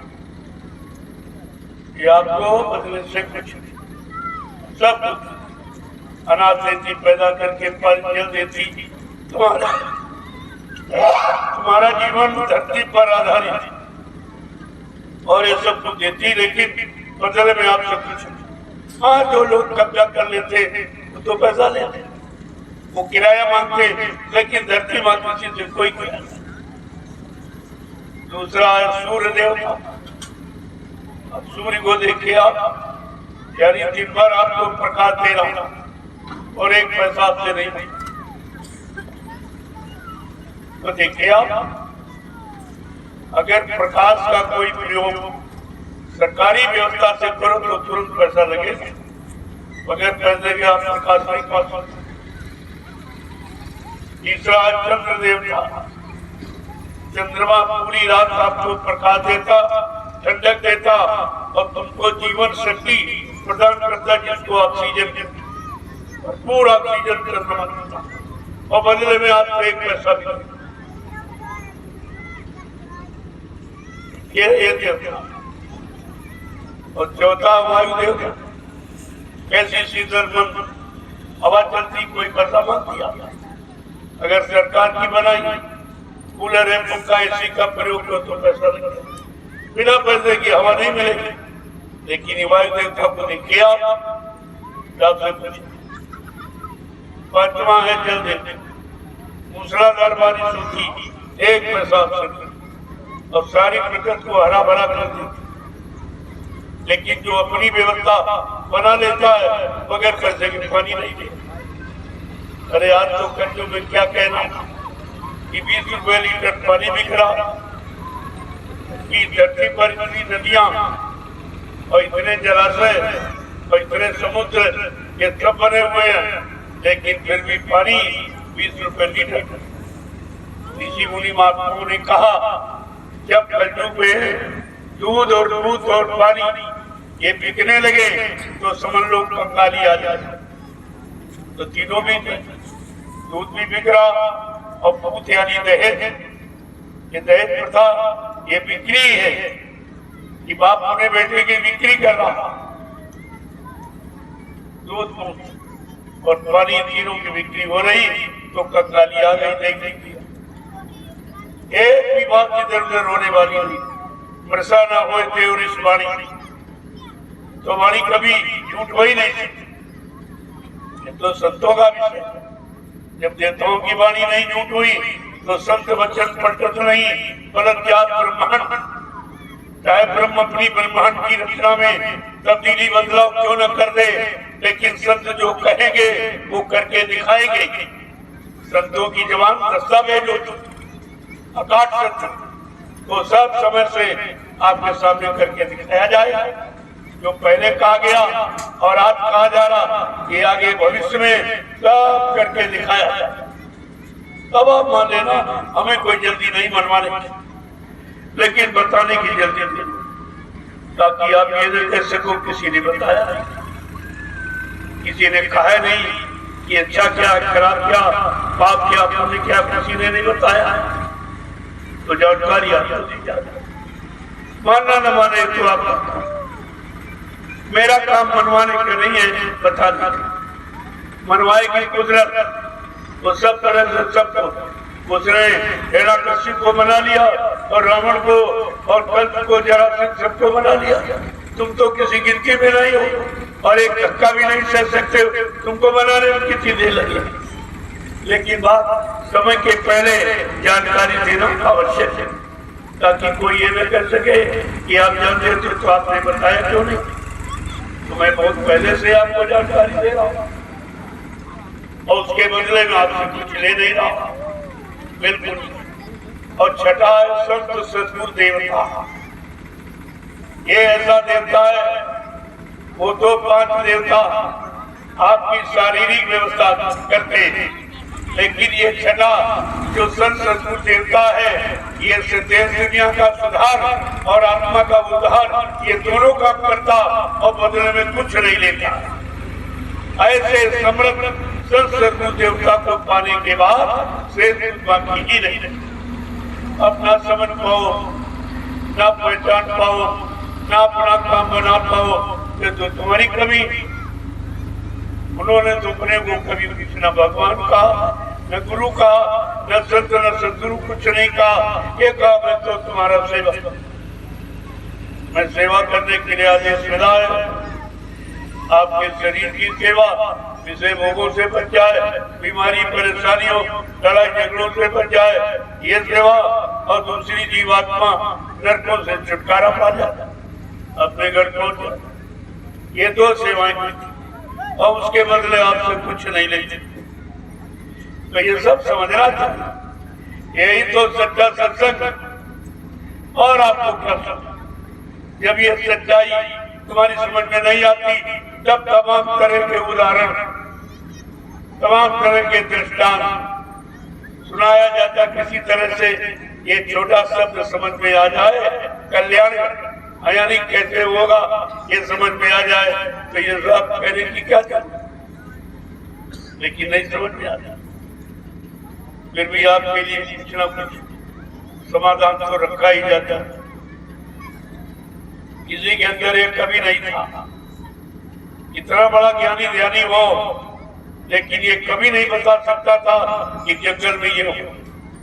ये किसी को, ये संत महात्माओं की जानकारी थी कि हमें कहाँ करना है, किस भूमि का चुनाव करना है, किस भूमि पर सच्चा यानी मानव धर्म और मानव कर्म होगा और संपूर्ण विश्व को उस भूमि से लाभ मिलेगा। ये किसी के दिमाग में ना है और न कोई समझ पा रहा, और काम हो रहा आपके साथ। काम ये हो रहा जो इंसान कर नहीं सकते, इंसानों के बस का नहीं है, ये भक्तों का काम है, वो भी गुरु भक्तों का। इनके अंदर अपने गुरु के प्रति अटल विश्वास और प्रेम सेवा श्रद्धा, ये सब उनके अंदर समाया हुआ। आज एक चित्र देखिए, लोग हैरत में ये कैसे काम करते, लोग दिन में परिश्रम नहीं करते, ये रात में करते। ये लोगों को समझने के लिए मजबूर करता। तुम्हारा ये मानव कर्म और सच्चा मानव धर्म जो देश समाज के प्रति है, इसको देखकर लोग परेशान हैं।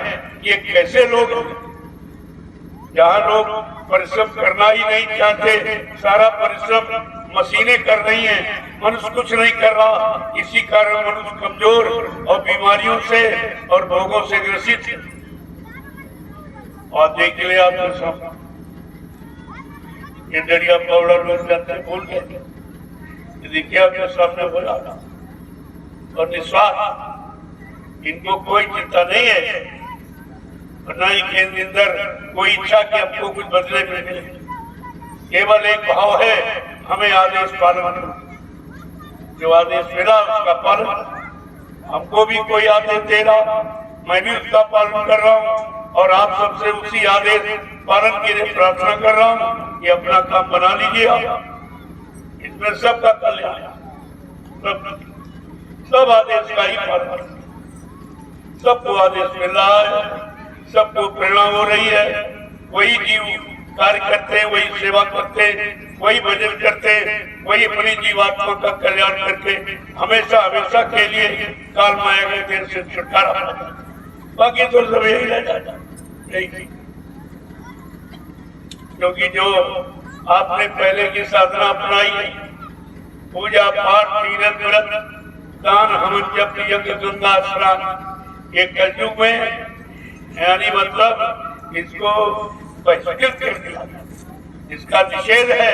ये करने का आदेश संत महापुरुषों का नहीं है, क्योंकि ये काम करने के तुम काबिल नहीं। तुम्हारा मन गंदा, तुम्हारा तन गंदा, तुम्हारा खान पान गंदा, तुम्हारी इंद्रियां गंदी, तुम्हारा देखना सुनना, उठना बैठना, बोलना चालना, सोचना समझना, करना कराना सब गंदा। और गंदगी में कोई पूजा स्वीकार नहीं, इसलिए कलयुग में ये सब मना कर। कलयुग केवल नाम आधार, सुमिर सुमिर नर उतरे पारा। कलयुग में केवल नाम, केवल माने अकेला। पढ़े लिखे हो, इतना भी अर्थ नहीं लगा पाए कि गोस्वामी महाराज ने केवल सत्य का क्यों प्रयोग। कलयुग नाम आधार कर सकते थे, लिख सकते थे, लेकिन केवल माने अकेला। और जितने नाम आए सब सहायक शक्तियों के साथ, ब्रह्मा सावित्री के साथ, विष्णु लक्ष्मी के साथ, शंकर जी पार्वती के साथ, राम सीता के साथ और कृष्ण राधा के साथ और देवता देवियों के साथ। लेकिन गोस्वामी जी महाराज ने कहा केवल नाम, अकेला नाम जब कलयुग में आएगा वो जीवों का कल्याण करेगा। गुरु अकेला, गुरु अकेला, इसकी तरफ इशारा। और कहा भवनी तरह न कोई, कि भवसागर कोई पार नहीं जा सकता है, हो जाएगा जो नाम जहाज लेके आए। कौन गुरु? जो नाम जहाज लेके आए, भवसागर पार करेंगे। अपने नाम जहाज पर बिठाकर जीवों को भवसागर के पार लेते हैं। ऐसे समृद्ध सतगुरु की जरूरत है जो नाम जहाज लेके आए। और बाबा जी ने आपको बताया भी कि मैं देव गुरुदेव नाम का इतना बड़ा जहाज लेके आया कि सारा विश्व अगर मेरे देव गुरुदेव नाम जहाज पर सवार हो जाए तो मेरे जहाज का एक कोना ही भरेगा। इतना तो क्या जहाज खाली हो गया? अभी तो कोई जीवात्मा सवार हुई नहीं, घर पहुंची तो तुम कहते बाबा जी मर गए। ये कौन ले जाएगा? तुम्हारी जीवात्मा को कौन ले जाएगा? कौन घर पहुंचाएगा? ये तो भूल गए थे। जो तुम्हारे हित की बात, कल्याण की बात, वो सब भूल गए।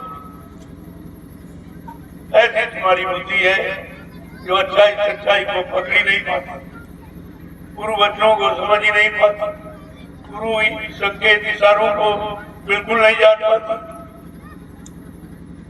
जय गुरुदेव, जय गुरुदेव, जय गुरुदेव, जय गुरुदेव नाम किसका, जय गुरुदेव नाम किसका, जय गुरुदेव नाम किसका, प्रभु का प्यारा नाम। प्रभु आज एक पाणी ग्रहण संस्कार विवाह बिना दहेज। तुम्हारी सरकार कहती है लेकिन मैं करके दिखाता हूं। और हजारों शादियां प्रतिवर्ष, कोई दहेज कोई लेते थे। जो गुरु के अनुशासन में, गुरु भक्ति में लगे हैं, वो एक ही वचन का पालन करते हैं। या कोई लेते थे, वो खुशी से तुम कुछ भी कर सकते, लेकिन जबरदस्ती ये दहेज नहीं, कोई दहेज नहीं है। इस तरह की शादी अभी कल एक हुई थी, एक आज है, एक कल है, एक परसों। 4-5 दिन में रोज कुछ सतगुरु धाम नैमिषारण्य में है, कुछ ये ज्ञान आश्रम रामशाला में। देखिए तो आज एक शुभ विवाह, अभी उसके बारे में जानकारी दे दी जाएगी, कहाँ की वर कहाँ की वधू। और ये बिल्कुल बिना एकदम निस्वार्थ, ये सच्ची था और जिसका पूरा रिकॉर्ड सरकार के पास। हम ऐसे नहीं करते। मैंने वैचारिक प्रचार समिति का निर्माण किया, ये गुरुदेव आध्यात्मिक वैचारिक प्रचार समिति, उसका रजिस्ट्रेशन करा दिया। पूरे भारत में मैं कई कार्यक्रम कर सकता हूँ। और ये विवाह और जितने भी संस्कार हैं ये सब निःशुल्क। ये शादी विवाह यानी पाणी ग्रहण संस्कार और जन्म यानी जन्म संस्कार, और ये यज्ञोपवीत, ये नेहू संस्कार, मुंडन संस्कार, नामांकन संस्कार, ये सब हमारी समिति निस्वार्थ बिना किसी लेन देन के करती। और ये गरीबों की समस्या का समाधान होगा। और वैसे मान लो तो सबकी समस्या का दहेज एक जहर बना हुआ, तमाम लोग सुसाइड कर लेते। जहर खा लेते, फांसी लगा मर जाते। बेटियां कई हो गई, सियानी हो गई, घर में पैसा था, बगैर दहेज के कोई करेगा तो बेचारे जानते। मैंने उस समस्या का समाधान ये निकाला है कि बिना दहेज आदर्श विवाह बिना दहेज। हमारे यहाँ हर साल मैं जहाँ कार्यक्रम करता हूँ वहां शादियां होती। अभी पीलीभीत में किया वहां शादी, अभी इधर भंडारे का कार्यक्रम बलरामपुर में, वहां कोई जगह ऐसी नहीं जहाँ शादी न होती।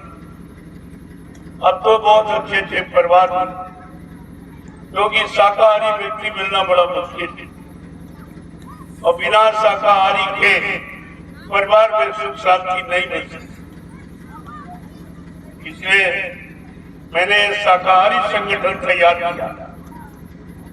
ये समिति शाकाहार पर जोर देती है।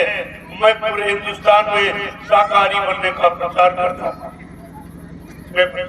किसी ने नहीं किया, मैंने शाकाहार और जय गुरुदेव प्रभु नाम का बस दो ही प्रचार, जय गुरुदेव प्रभु नाम का प्रचार और शाकाहारी बनने का। और करोड़ों मीडिया पत्रकार ने पूछा क्या लोग शाकाहारी बन जाएंगे? हमने बन नहीं जाएंगे, बन गए।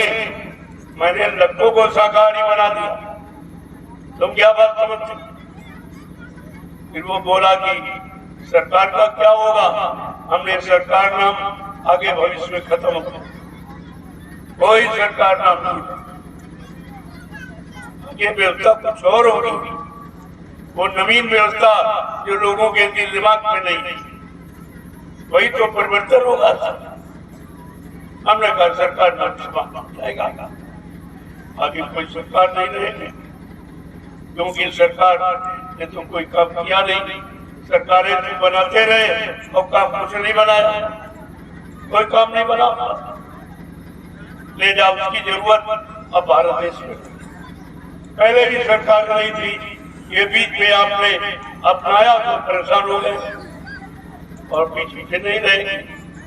ये सब पहले भी यहाँ नहीं थी, न नेता शब्द था और न ये मतलब इस तरह की राजा था।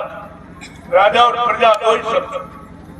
राजा अपनी प्रजा को पुत्रवत समझता था और मतलब यानी तो देश का कल्याण था, सुख शांति थी। लेकिन अब वो न राजा रहा न प्रजा रहा, काम खत्म हो गया। जब ये नाम खत्म तो काम खत्म हो गया।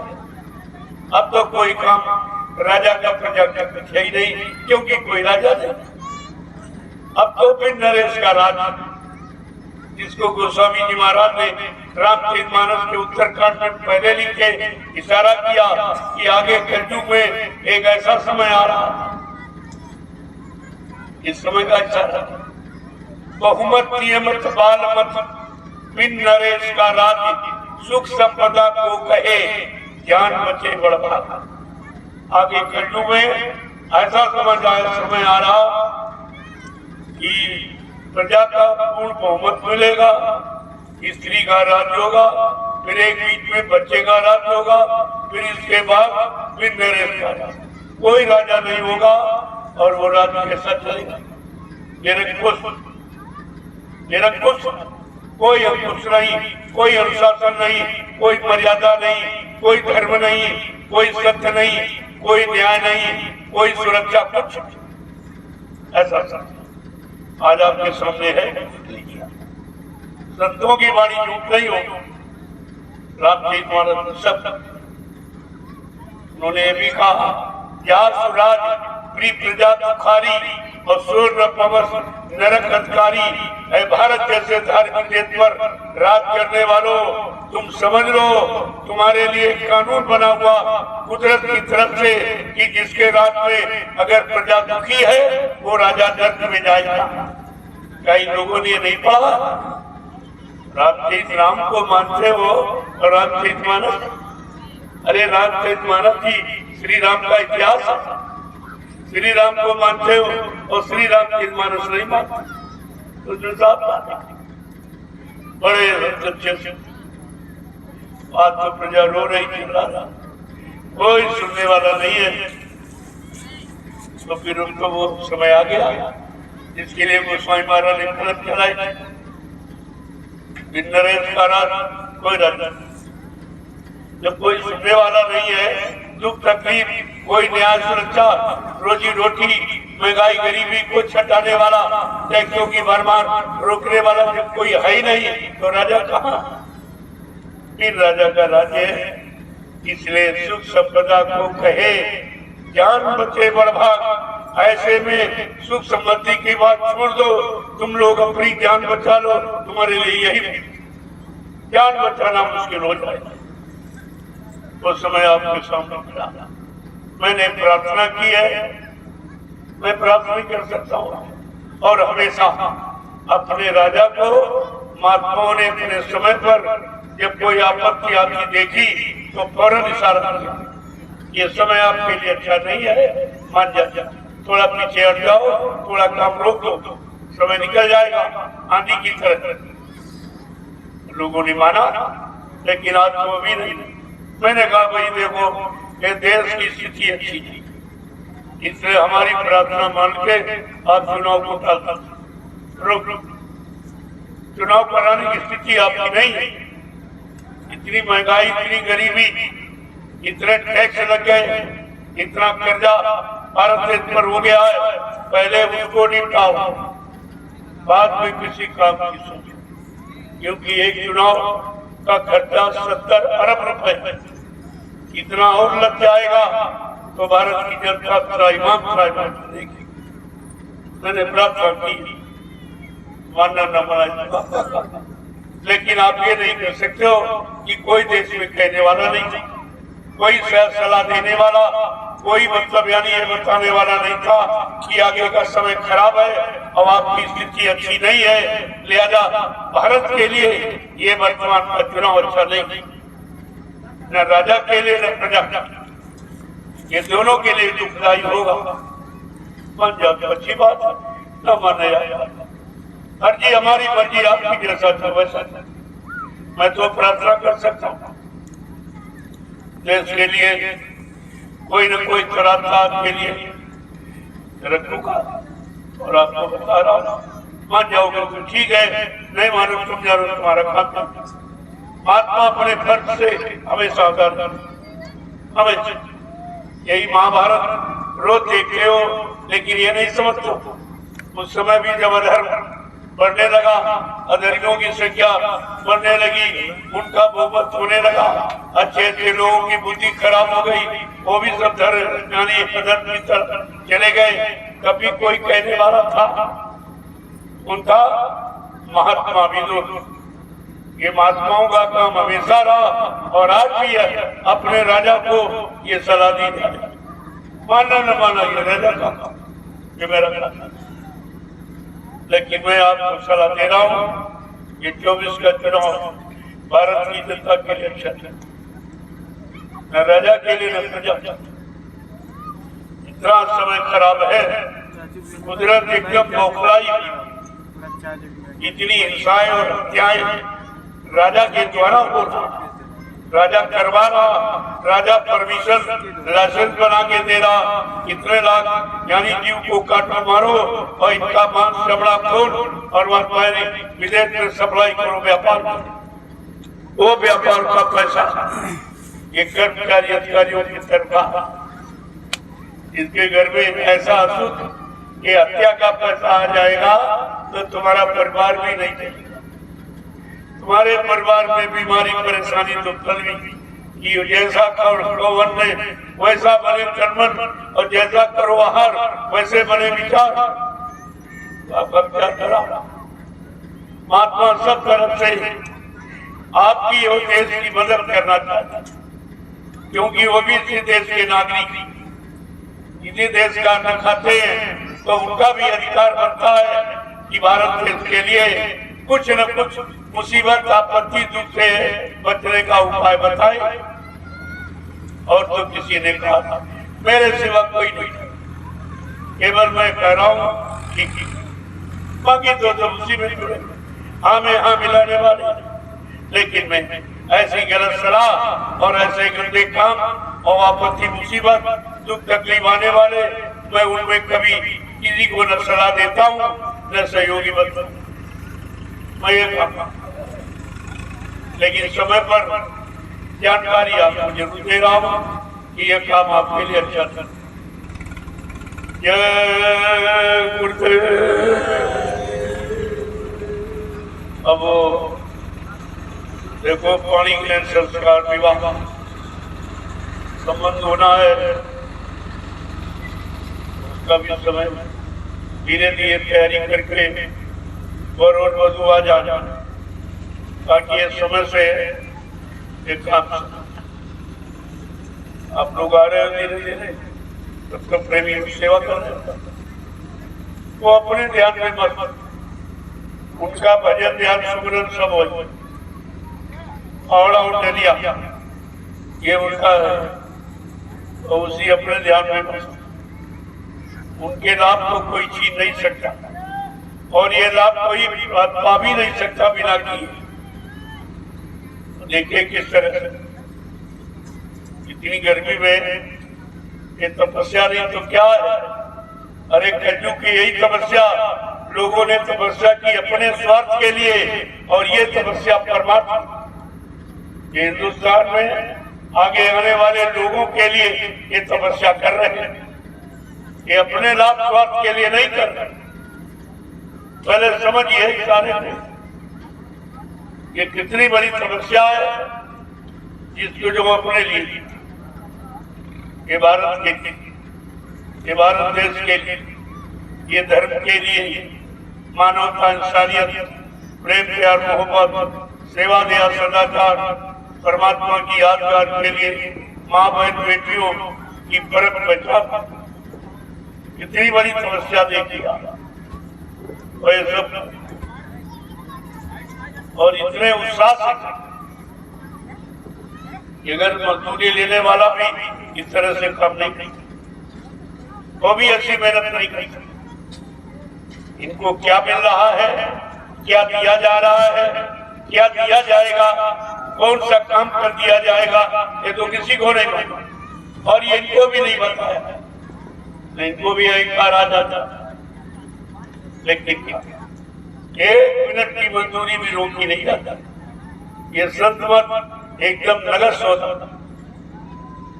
1 मिनट करोगे उसकी मजदूरी, 2 मिनट करोगे उसकी, 10 मिनट 1 घंटा जितनी करोगे उसकी मजदूरी आप। अब ये प्रेमी थोड़ा थोड़ा समय लेके आए हैं इस श्री रामनवमी की पावन पर संदेश भी मिल जाए और सेवा ये लाभ। रामनवमी का मतलब ये नवमी यानी 9 द्वार, ये शरीर में 9 द्वार, ये नवमी आप अंदर 2 आंख के दरवाजे, 2 कान, 2 नाक के मुंह नीचे गुदा और इंद्री, ये 9 द्वार इन्हीं में वो रहे। तभी तो लिखे का बहुत तक विपदा राम ने भोगी, जब तक चले न तृप्ति पार, जब तक तृप्ति के उस पार नहीं गए बहुत मुसीबत जंगलों में झेली। और वहां ऋषि मुनियों की कुटियों आश्रमों में जाके उनसे आशीर्वाद प्राप्त किया। ऐसे नहीं, ऐसे रावण इससे मरने वाला नहीं। नारी नींद भोजन तजय खलक की आस, वो रावण जैसे सब तुमको मानना है। ये अत्याचार अनाचार अधर्म को वो समाप्त कर सकता है जिसके अंदर नार नींद भोजन, न भोजन के परवाह, न नारी विषय भोग की इच्छा, न नींद सोना, ये सब का त्याग करके ये तपस्या की थी राम ने 14 वर्ष, तब रावण को मान सके। ऐसे नहीं होता तो आपको भी बगैर तपस्या के तुम्हारे अंदर जो अहंकार रूपी रावण बैठा उसका विनाश ऐसे नहीं होता। उसके लिए तपस्या तो आपको करनी ही पड़ेगी। और आप यहाँ बैठे हो तपस्या, तुम बैठे हो तपस्या, वो लाभ पाने के अधिकारी हो, आपको ही कुछ नहीं मिलेगा। तभी तो लेने वाले लेके चले जाते, बाकी बेचारे रह जाते। कहते हम भी गए थे। अरे गए थे, लेकिन तुमने किया क्या? किया क्या? ये आने जाने का लाभ यहाँ नहीं है, यहाँ लाभ करने का आदेश था। जय गुरुदेव, जय गुरुदेव, जय गुरुदेव। भाई पंडित जी जल्दी करो।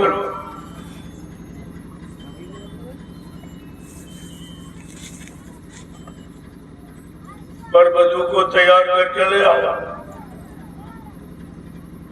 आज ये सबके समक्ष आदर्श विवाह बिना दहेज की शादी, जो हिंदुस्तान में कोई करके नहीं दिखा रहा, ये रामशाला की पावन भूमि पर हो रहा। ये छोटा मोटा काम नहीं है, बहुत बड़ा। इसके लिए सब बेचारे बहुत व्याकुल कि कैसे कर रहे हैं, कैसे हो रहा।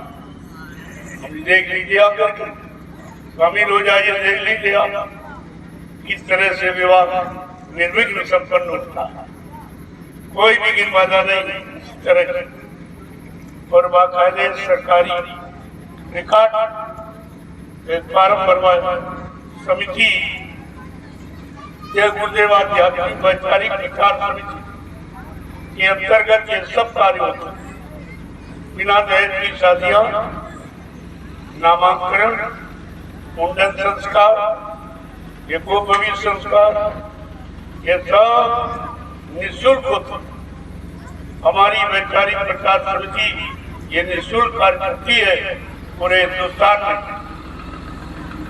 तो इसको राष्ट्रीय परमिशन मिला हुआ भारत सरकार, और ऐसा बाकायदे लिखा पड़ी, ये ऐसे कंपनी ने ही लिखा पड़ी। सारा हिंदुस्तान आप देखेगा, जब ये शादी विवाह होगा तो यूट्यूब से ये प्रेमी सब देखो यंत्र लगे हैं, ये पूरे हिंदुस्तान को सूचना दे, सबको दिखा था कि देखो बिना दहेज की शादी, आदर्श विवाह किसे कहते हैं और कहाँ संपन्न हो रहे हैं, ये सब उनको दिखा। आपका विवाह तो पूरा हिंदुस्तान आप देखेंगे, इससे बड़ा काम है। तुम कितने बराती ले आते, यहाँ तो इतने बराती गिनने से, ऐसे बराती जो तुम्हारा खाएंगे नहीं और नाश्ता भी नहीं, तो तुम्हारे बराती माने गवाही, ये गवाही होते इतने गवाही, और सारा हिंदुस्तान गवाही बन रहा, सबको ये दिखाया जा रहा। देखो आदर्श विवाह जिसे कहते हैं, बिना दहेज की शादियां हिंदुस्तान में कहाँ हो रही। इतने हजारों मिशन चलते हैं, लेकिन हजारों पार्टियां, लेकिन ये काम करके कोई नहीं दिखा रही जो जय गुरुदेव आध्यात्मिक वैचारिक प्रचार समिति करके दिखा। बिल्कुल अनोखा काम आई नहीं, कई रामशाला की भूमि पर हो रहा और सारा हिंदुस्तान देखे। तुम्हारे गांव का नाम पूरे हिंदुस्तान में पहुंच गया, सब जान रहे। आप करोड़ों रुपए खर्च करके भी ये नाम अपने गांव का नहीं कही, और जो ऐसे हो गया। तो जो जिन बरवधू की शादी होनी है, आप लोग जल्दी से तैयार होके आ जाओ, क्योंकि ये सब मुहूर्त के अंतर्गत होना चाहिए। 12 बजे के बाद दूसरी तारीख रख दो, इसके पहले पहले आपका ये विवाह संबंध समय से हो जाए। अच्छा आपके लिए शुभ रहेगा, कल्याणकारी रहेगा। जय गुरुदेव, जय गुरुदेव, जय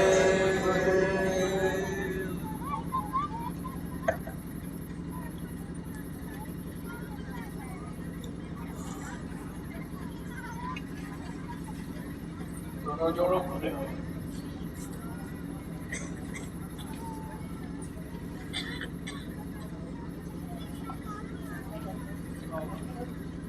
अरे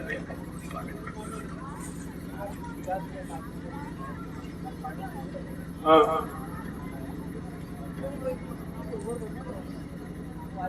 हाँ, पंडित जी कहाँ है? विद्यासागर पंडित जो मथुरा से आए हुए हैं, आप इस विवाह को संपन्न कराइए।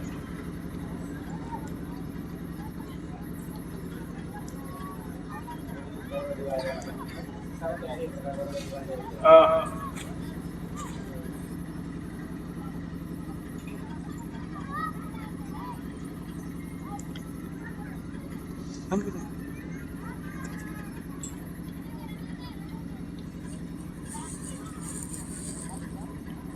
पंडित जी जल्दी से आइए, इस विवाह को संपन्न कराइए।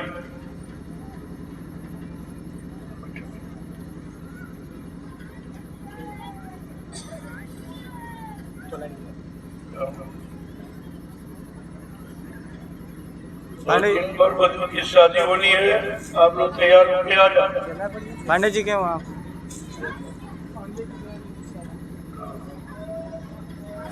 चल रहा है। हाँ मैं चलते चल रहा है पर खा के 6 GB खा गया मेरा 6 GB। हाँ इनके में पता नहीं कौन से डाउनलोड जब भी खाए 4 मिनट ये तो पहले हमने सब ये दिया 4 मिनट 5 उससे हाँ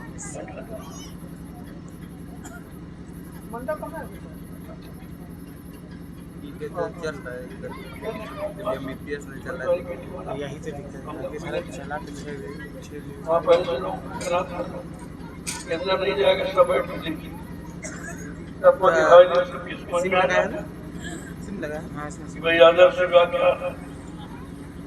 बड़ी इच्छा लोगों के अंदर है कि बिना दहेज ये मुक्त तो होना बड़ा मुश्किल है।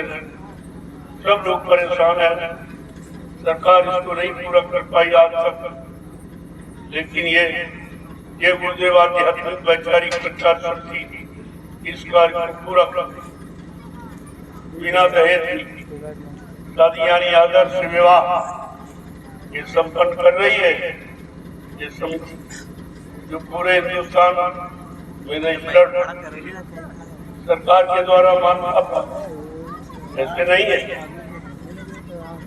और ये सबको जानकारी दे रही है कि आप लोग अपने अपने लड़के लड़कियों का बायोडाटा लिखे किस जाति में और मतलब यानी करते हैं करना चाहते हैं, क्या लड़की उसके योग्यता है और मतलब किस गांव जिले के रहने वालों की उम्र क्या है, ये सब पूरा बायोडाटा दे और आपका संबंध हो जाए और शाकाहारी परिवार आपको मिलना मुश्किल, लेकिन ये समिति ये सब आप कर रहे हैं, क्योंकि जब बायोडाटा लिखा हुआ लड़की वाले आते हैं लड़के वाले सब पूछते और सबका संबंध हो जाता है।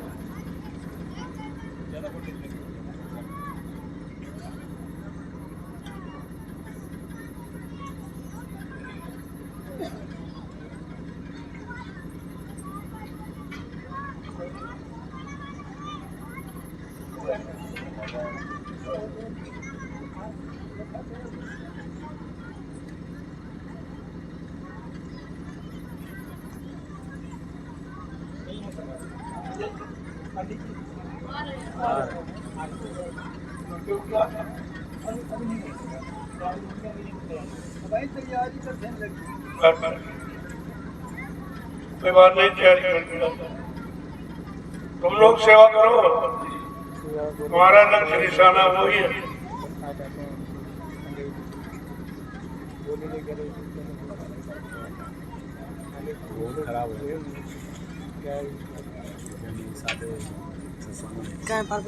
अभी तैयारी हो रही है, बरबदू से आप लोग करा रहे हैं,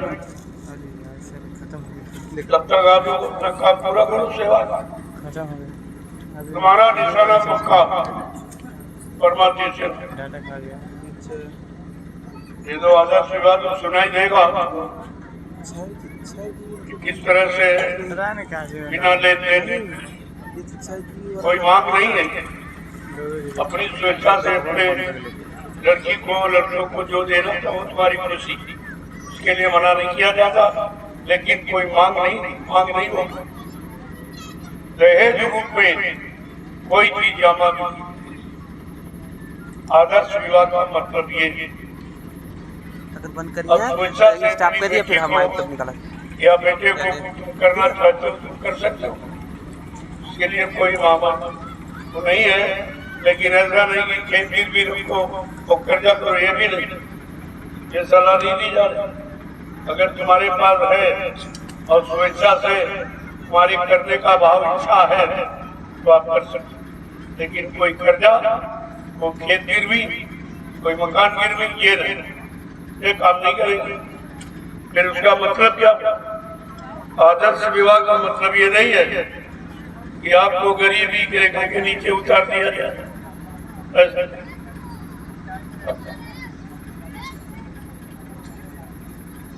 पांडे जी मंडल में पहुंचिए, तैयारी कर रहे हो, साउंड दे दिए, एक साउंड दे दो, बुलाए।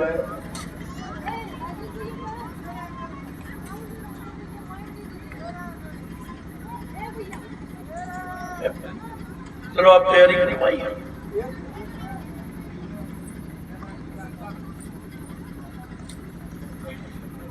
एक माइक दे दो पांडे जी को, बुलाया हमारे देख एक प्रार्थना बोलकर तभी आप शुरुआत क्या आरती सदगुरु आरती बोलकर ही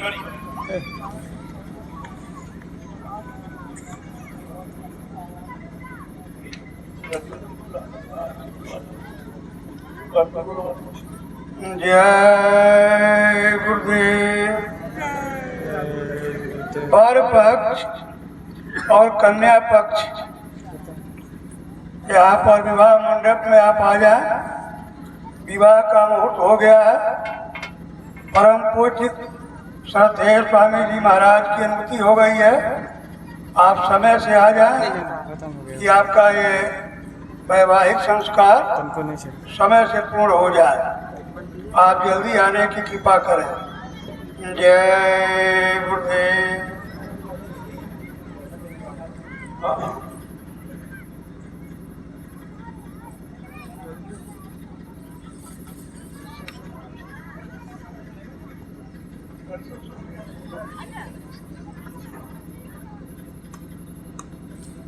आरती कम डाल देती है।